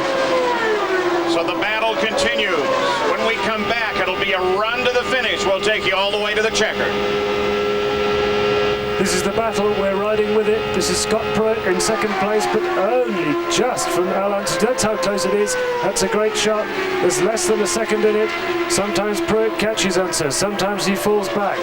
But this is how it's going to be for the rest of the race. There's no one else in it. Back in third place is Adrian Fernandez, but he's a long way behind. This is the battle for the lead. Penske versus Lola. Mercedes versus Ford. The drivers Al Jr. out in the lead and Scott Pruitt in second place. And Scott Pruitt has never won an IndyCar race. He's never been on pole position. His time must surely come, and this could be it. Right here at the Michigan 500. Traffic will play a part too, of course. There are still quite a few cars out there. It won't only be fuel consumption. It won't only be tactics. I mean, we've already seen Emerson Fittipaldi hold Pruitt up very slightly. That was a nice piece of team management from Penske. But they can't expect that to happen too often. So they've got to get through the back markers. They've got to conserve fuel, and yet they've got to race flat out. So this is really going to go to the thinking man, the thinking team. And the other element of this, of course, is that Scott Pruitt in the Lola is running on Firestone tyres, although at this stage of the race, tyres should not be a problem for either driver. But it would be a great first win for Firestone since they last won in IndyCar back in the 1970s. So lots of intrigue here in this battle for the lead at Michigan. It could hardly be more exciting. You can see that for yourselves. About 24 laps to run now, just 24 laps. It takes about half a minute a lap, running absolutely flat out to the flag. But will the fuel last? And this is an amazing return to form by Penske. 6 races without a top 3 position. And we go back now to the Speedway live. Nothing has changed at the Michigan 500. Scott Pruitt remains on station behind Al Unser Jr. Best guess, Bobby and Sam, is that he wants to stay there. He wants to stay in the tow, and he'd like to save fuel by doing so. My question then becomes, as they begin to overhaul slower traffic ahead, that's DeFerrin and Fittipaldi. My question is there a concern on how much air ends up in the coolers of the second car, in this case Scott Pruitt's car, when you're in the draft like that? Do you have to get them out into clean air? No, not really. What he's doing is really smart. When you've got that much distance behind, like Scott is from Little Al, you're picking up a fair good draft because they're running 250 miles an hour down the straightaways approximately. So he's getting a good draft but not hurting the radiator. Identical speeds the last lap. Danny Sullivan is conscious, be transported to Foot Hospital and being checked for a possible fracture to the pelvis. He is alert, awake, and otherwise appears to be okay. Now what about Lynn St. James, Gary Gerald? Well, here she is, and I know disappointed, but we're happy you're healthy. Tell us what happened now. Just a case of an engine letting go? No, I think actually a right front tire probably went. I don't know for sure, but I called in and said I had corner entry push for the first time. I hadn't had that. I'd had corner exit and apex push, but that was the first time I had an indication of that. And if the tire held going into the corner, but then it just let go. I mean, something let go because all of a sudden the car just was a missile. And unfortunately, I had a long time to have to wait and see him pull Danny out, but I think he's going to be okay. And it's just another disappointing. You know, we were really running well. The car was coming. The race was coming to us. We were getting better with the setup on the car, and I was learning a lot. And we're hoping to have a good finish. Scott Pruitt makes a move now as Al Unser Jr. runs low and appears to slow and heads for the pits. Tactics, is that what we're looking at? Little Al, no tactics there. Little Al has a problem. There definitely has a problem. So the Penske team goes to work on the car. Look at the right rear. Look at that. Blisters on the right rear. Scott Pruitt takes the lead of the race. 230 laps complete. 20 to go. Al Unser Jr. back into the fight. And still in second place with Fernandez still third, I assume. So now what does Jim McGee tell Scott Pruitt? Lean that thing out or go ahead and richen it up? No, he's going to... Sorry, Bobby. He's definitely got to tell him to go easy now. Not stop, but just go easy. He has no competition left. Hey, we'll find out. We'll find out. Jim McGee, what do you tell Scott Pruitt now? Bring it home. Got your answer for you guys. Oh, yeah, that was a clarifying answer. Yeah, really. I know a lot more now. Bring it home means be careful. Don't make any stupid mistakes now. Remember, Jim McGee was Nigel Mansell's crew chief in that great year Nigel had when he won the championship coming right off his world championship. And so he is the voice of experience in this kind of stuff. And I'm sure when Scott Pruitt hears a word from Jim McGee, he listens. Now Scott's got the responsibility of really using his head. They won't run the engine lean. Won't take any chance he doesn't have to because he really doesn't have any problems as far as competition right now. Right now he has a full 30-second lead over second place Al Unser Jr. But remember how fast that happened to Al Unser Jr. Could the same happen here, Gary? Well, here's a visual look. If we can get the shot, the tires are being wheeled back, and you can clearly see that strip of blisters from the rear tire. That's been the concern today. Right front Firestone, right rear or Goodyear. They've been adjusting air pressures, and somehow this set did not come up to function under that setup, and great disappointment, obviously, for Junior. And there's just the kind of thing that Scott Pruitt's going to have to be careful of. Christian Fittipaldi coming up on the inside as Scott overhauled Stefan Johansson. You know, Scott can, if he blistered that right front that you see right now in his car, he could live with that a whole lot easier than Little Al could live with the right rear being blistered. If your rear being blistered, that means that it's loose. That means he had a loose rear end. That's the one part that you can't live with. Make no mistake, this is the high point of Scott Pruitt's whole career, a difficult career at best. Badly injured back in 1990, fought back from that, finally made his way back into Indy cars, but had a bad couple of years. Then this opportunity opened up. Began the season so successfully, then mid-season frustration. This could put all that behind behind him, this is the greatest moment so far of his career if he can keep it together. Nobody else in contact, no other battles on the race cars. Christian Fittipaldi running down there low behind Scott is in 10th place. 25-second lead over second place Al Unser Jr. See, he could sacrifice a lot of time. There's only 15 laps to go. He could almost sacrifice 2 seconds a lap and still make it. So he's definitely going to be in the highest gear. Look at Fittipaldi coming by Christian. Now you know darn good well he's not trying very hard. Let's go to Jack Arute. Well, one of the great things when you're at the controls of a race car, you've got a lot to concentrate on. But these guys here, their work is done. Right now, butterflies have become bullets in their bellies because they can't do anything to win or lose this race right now. It's all up to their driver, Scott Pruitt. And many of the crewmen on Pat Patrick's team are very much alone with their thoughts right now. Nice and easy, Scott. Nice and easy. We're in good shape. Take it nice and easy. There's another unseen team that's sitting there tensely, which is the Firestone team, waiting to break that long Goodyear streak should Pruitt manage to bring this one home. Yellow. Car into the wall and into the wall big time. Zampedri. And DeFerrin locks him up to get past it, but Zampedri throws the steering wheel out, so apparently he's okay. The question now is going to be how long will it take to make repairs?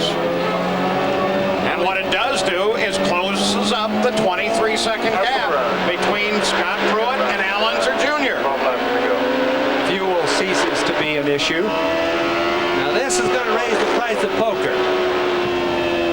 Trying to listen to the two-way radios.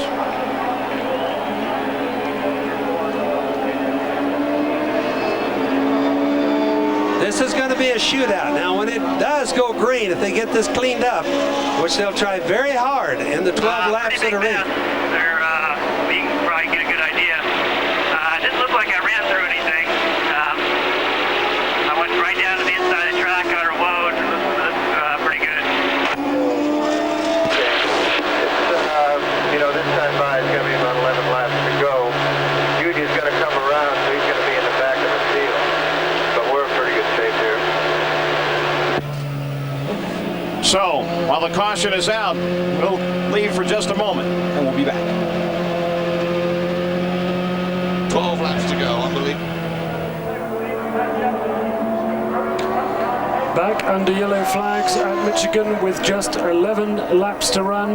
This is the result of an enormous accident to Alessandro Zampedri, who has comprehensively demolished his racing car with just a few minutes of this race left. Zampedri appears to be perfectly okay, although obviously extremely shaken up. He looked extremely dazed, but the car is a complete wreck. There is a lot of debris and oil and water and general rubbish on the circuit. So Scott Pruitt, who still leads this race from Al Unser Jr., will be keeping his fingers crossed that he can still get away with this under yet another restart before the end of the race, if we get one. Gilles de Ferran climbing out of his car. What a disappointment. And this is the Zampedri accident. Well, this is the end of the accident. He's already had an almighty impact with the wall, taken off the whole of the left-hand side of the car and most of the back of it. A terrifying shunt for Zampedri.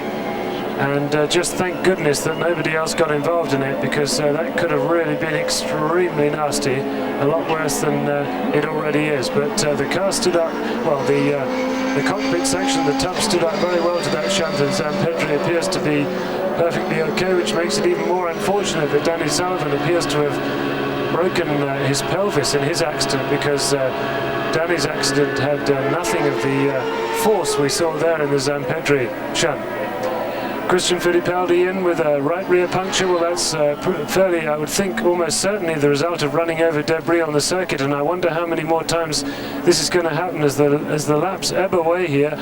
This race may not go green before the 250 laps, the 500 miles are up, in which case Scott Pruitt would be the winner. But He's cruising around now at the head of the field, and he must be wondering what on earth he's got to do to win his first IndyCar race. He looked absolutely sure and confident of winning that one before this yellow flag period. Running absolutely beautifully. The team handled expertly by Jim McGee. But we'll go back now live to the speedway for the last few laps. Back at the Michigan 500, under this caution for Alessandro Zampedri, they have a lot of debris up on the racetrack. Gilles de Ferran is into the pits. Christian Fittipaldi came in with a shredded right rear, may have run over some debris there. There is Scott Pruitt. Now 1, 2, count the cars back to Allenser Jr. 3. He was, of course, Bill 4, 5. Look at the distance. 6. That's Emerson. 7. Well, now 6 in there. Not yet. So, that of course is Teo. Teo, yeah. So Allenser Jr. Eight cars between them. Looking for him. There he is. There he is. But we know that could be made up in a moment if he gets a break. Let's go to the pits. Begin with Jack Arute. Well, Paul, in the leaders' pits, here's the wisdom that they're passing on to us. As soon as they heard that Al Jr. had gone out of the race, what they did is they radioed into Scott Pruitt, go to 6th gear. That's that overdrive gear, Bobby, that you've been talking about all day. Now they feel they've got plenty of fuel to go the distance, and if they have to, they can run their full speed gear for the remainder of this race when it goes back to green. What about at your end, Gare? Well, Jack, in this situation here, the big discussion as the yellow came out, they were trying to make a decision as to whether or not Junior was going to come in and get a different set of tires, and that they would tinker with the air pressure a little bit to enact the handling characteristics of the car. And of course, the great disappointment of that blistered right rear cost them the position on the racetrack. They made the decision and changed their mind, changed it again. They finally elected to keep him out, and as you gentlemen counted, 8 spots between where Junior is and the leader, Scott Pruitt. Awful lot to make up in very little time. Well, let's give you a full field rundown. 10 laps to go. The leader is Scott Pruitt under the yellow. One of the things that is also interesting to me as we look at that full field rundown, Bobby, is that we know that... Try and get them cleaned up and give us another reading. You know, lay back from the pace car a little bit. We know that from the Penske team, Rick Mears and Clive Hall have been watching from up on top of the grandstand, so they can tell little Al what lies ahead. I don't think Scott Pruitt has a spotter up here. Well, it really isn't going to affect or help anything right now. Having a spotter up there is always nice. There's the little stand that the spotter's at, which is right alongside of us up here, best seats in the house. But won't make any difference now. Little Al, unfortunately, has 8 guys to go by. He'll probably get by those 8 guys. There's Adrian Fernandez in the pits getting tires, probably had a puncture. Get Rick Gallus's car. But it won't make any difference because he just doesn't have enough time unless Scott misses a gear shift, has a flat tire. That's what everybody's worried about right now. It's like Adrian. He might have had a puncture there. They're all worried about going through the wrecks because the carbon fiber, which is the body, is just like glass that cuts tires. All right, let's pay attention again to Scott Pruitt and his two-way communications.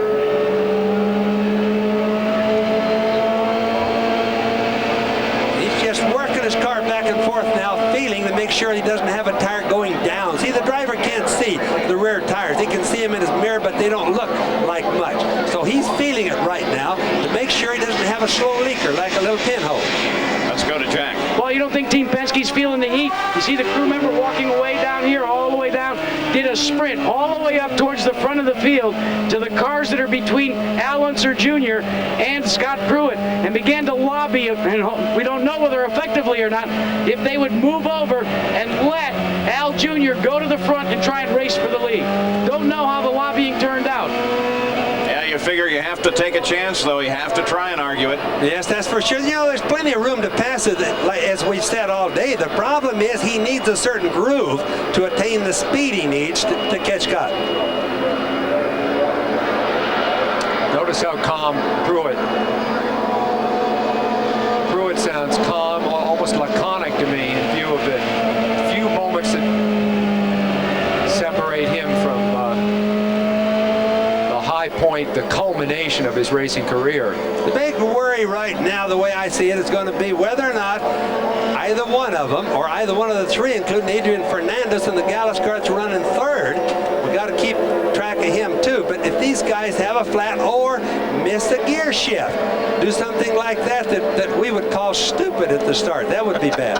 But it could happen easily. If Pruitt, Bobby, you're so right, missed a gear shift on the restart, which I doubt he'll do, he could suddenly find himself in mid-pack. You can hear how cool he is, though. This Pruitt doesn't get rattled. He came up through go-kart racing. This guy's been around a long time. He's the defending Trans Am champion.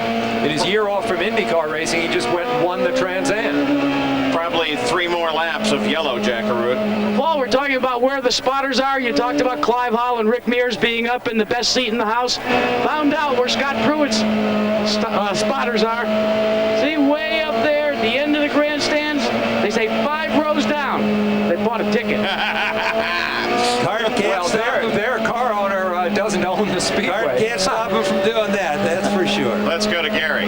Well, as the countdown continues, looking for green, one of the busiest guys from the Penske camp is Peter Twitty, who's running from team to team trying to find out whether or not they can get cooperation so Junior can pick up some ground. And among those that they're lobbying, teammate Emerson Fittipaldi. And I mean, Twitty has just been back and forth, and then back and forth again. We know that Twitty could be a heck of a salesman now, don't we? I said, have you had any luck? And he says, I've got lots of luck. Right now he's talking to Chuck Sprague, who's on the radio with Emerson's team. Still pretty dirty up there in turn 4. Quite a bit to clean up. Well, the teams, I think all of them were relieved to see that Penske, who's not the dominant force this year that he had been in the last few years, it's really broken this season open, made it the best season for IndyCar racing in a long time.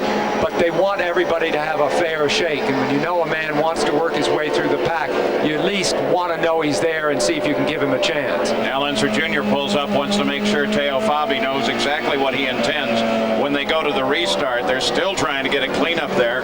They've picked up all the little pieces, and believe me, there were a bunch. And they have to clean it up. They have to be fair to everybody. That would be an unsafe circumstance to start it now. Like a lot of those guys are just going to let them go in the restart, so we're going to have to be on our toes. Boy, yeah, that's the news, all right. That's Jim McGee. It's serious back there. Pete Twitty's been out selling. And McGee knows it. That's the point.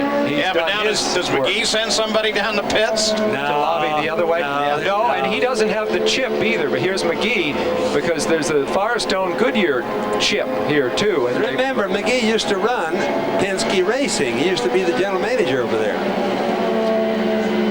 McGee is you're probably looking at the face of the most experienced crew chief in this business, wouldn't you say, Bob? Well, when you combine the teams up, what incredible experience. Patrick Racing, Penske Racing. He's the modern day George Bignotti. There's no question about that. Jim McGee is the most experienced of anybody here. We've jumped back about 5 years in time, 5 or 6 years in time. Let's look up. Okay, it's going to be green next time by. You can go to 12 o'clock now in 5th gear. Yep, there's the finger. 1 more lap to go.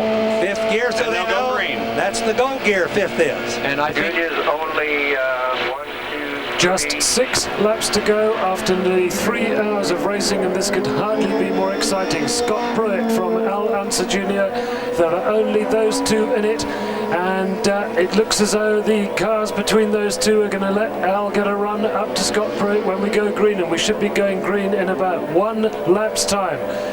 It looks as though it's Pruitt's race, but you can never tell with Angiulia or Penske, and we go back to Michigan. That Pruitt gets. Gary? The lobbying paid off because Emerson Fittipaldi just came in and got a splash of fuel. That means, of course, that his teammate Al Unser Jr. moves up at least 1 spot. Oh. That closes the gap. 5 to go. There he is on the left of the screen. That's how close they are. They are real close.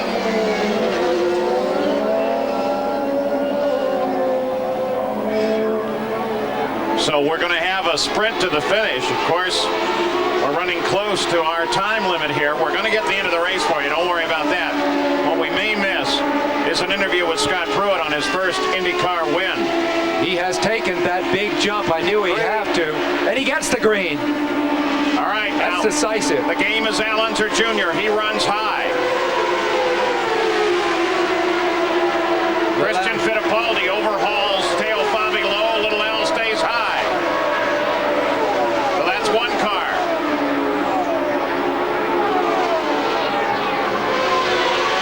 There's Rahal right in front of Little Al. Rahal. Got a signal from Rahal. Come to my inside. Scott's still a long ways in front.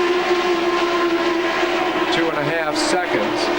That was the last cross of the line. We'll find him now. That draft right there is really helping Little Al. It's not hurting him right there. Just behind you now. Second car behind you. And now he is. Let Jim McGee do the play-by-play. But in fact, Little Al may have enjoyed an advantage slipstreaming or drafting the other cars that he won't have now.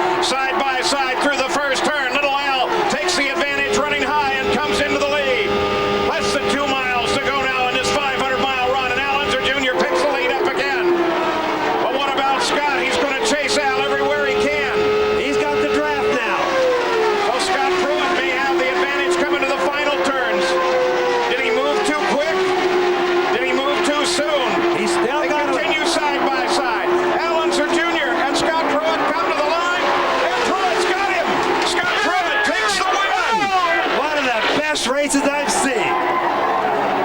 Scott Pruitt scores his first IndyCar win, the 36th for his owner Pat Patrick, and the 3rd Michigan 500 win. Fabulous race.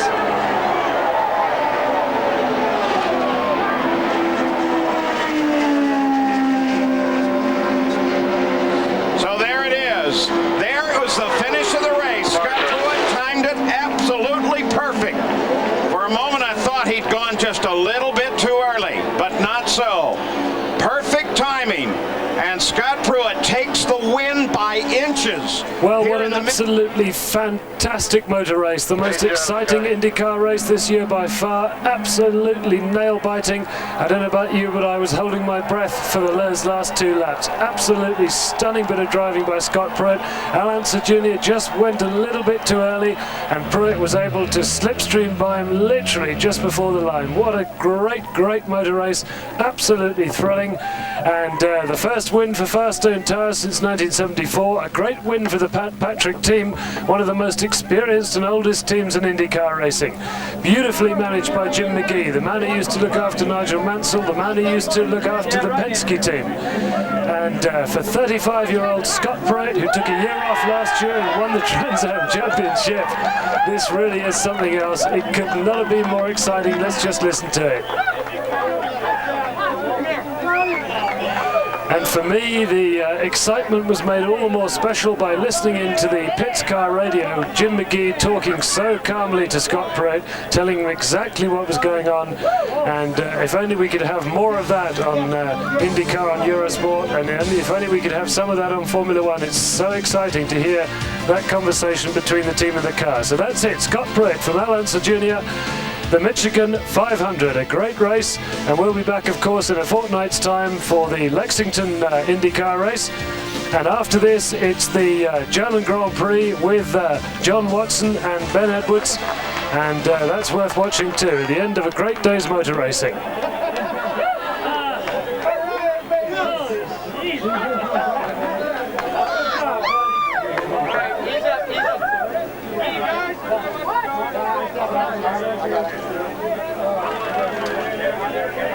Scott Pruitt, the man who did so much testing for Firestone last year and at the beginning of this year, he's done so much work for them.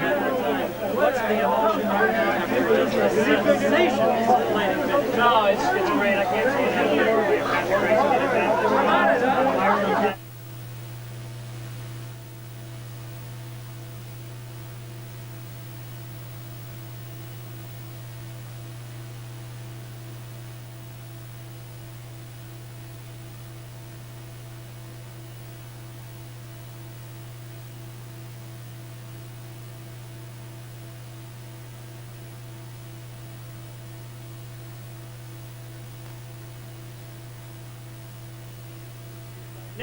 Well, so drafting in IndyCar racing proves to be the story, as everybody kind of expected it today, and now you get to savor all the spoils of a great celebration. I got a feeling there's going to be a party at Camp Pruitt tonight. Big party. Camp Pruitt, Firestone, and Patrick. Congratulations. A very happy Scott Pruitt, and that moves him up into third position. Yeah. Fourth position in the championship behind Jacques Villeneuve. And look at this, great scenes here with the Pat Patrick team, Jim McGee, all the pit crew. It's a wonderful day for them. Pat Patrick returning to the victory circle in IndyCar racing. Roger Penske, just as Scott Pruitt said, beaten by a pip. And that's a good way of describing it. There wasn't much more in it than that. But let's take one more look, shall we, at that last lap here at Michigan. Let's just watch it and enjoy it. Great, great motor racing.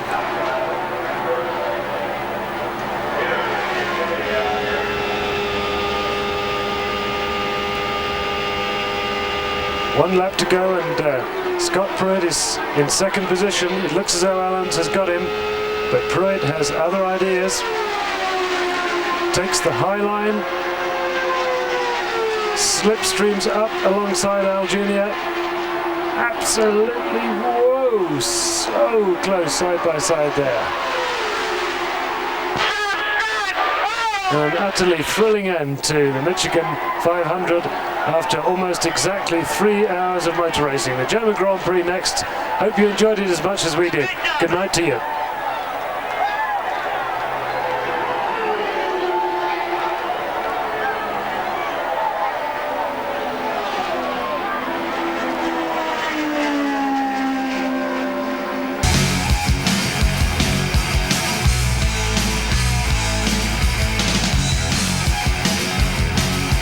IndyCar was brought to you on Eurosport by Firestone and Valvoline.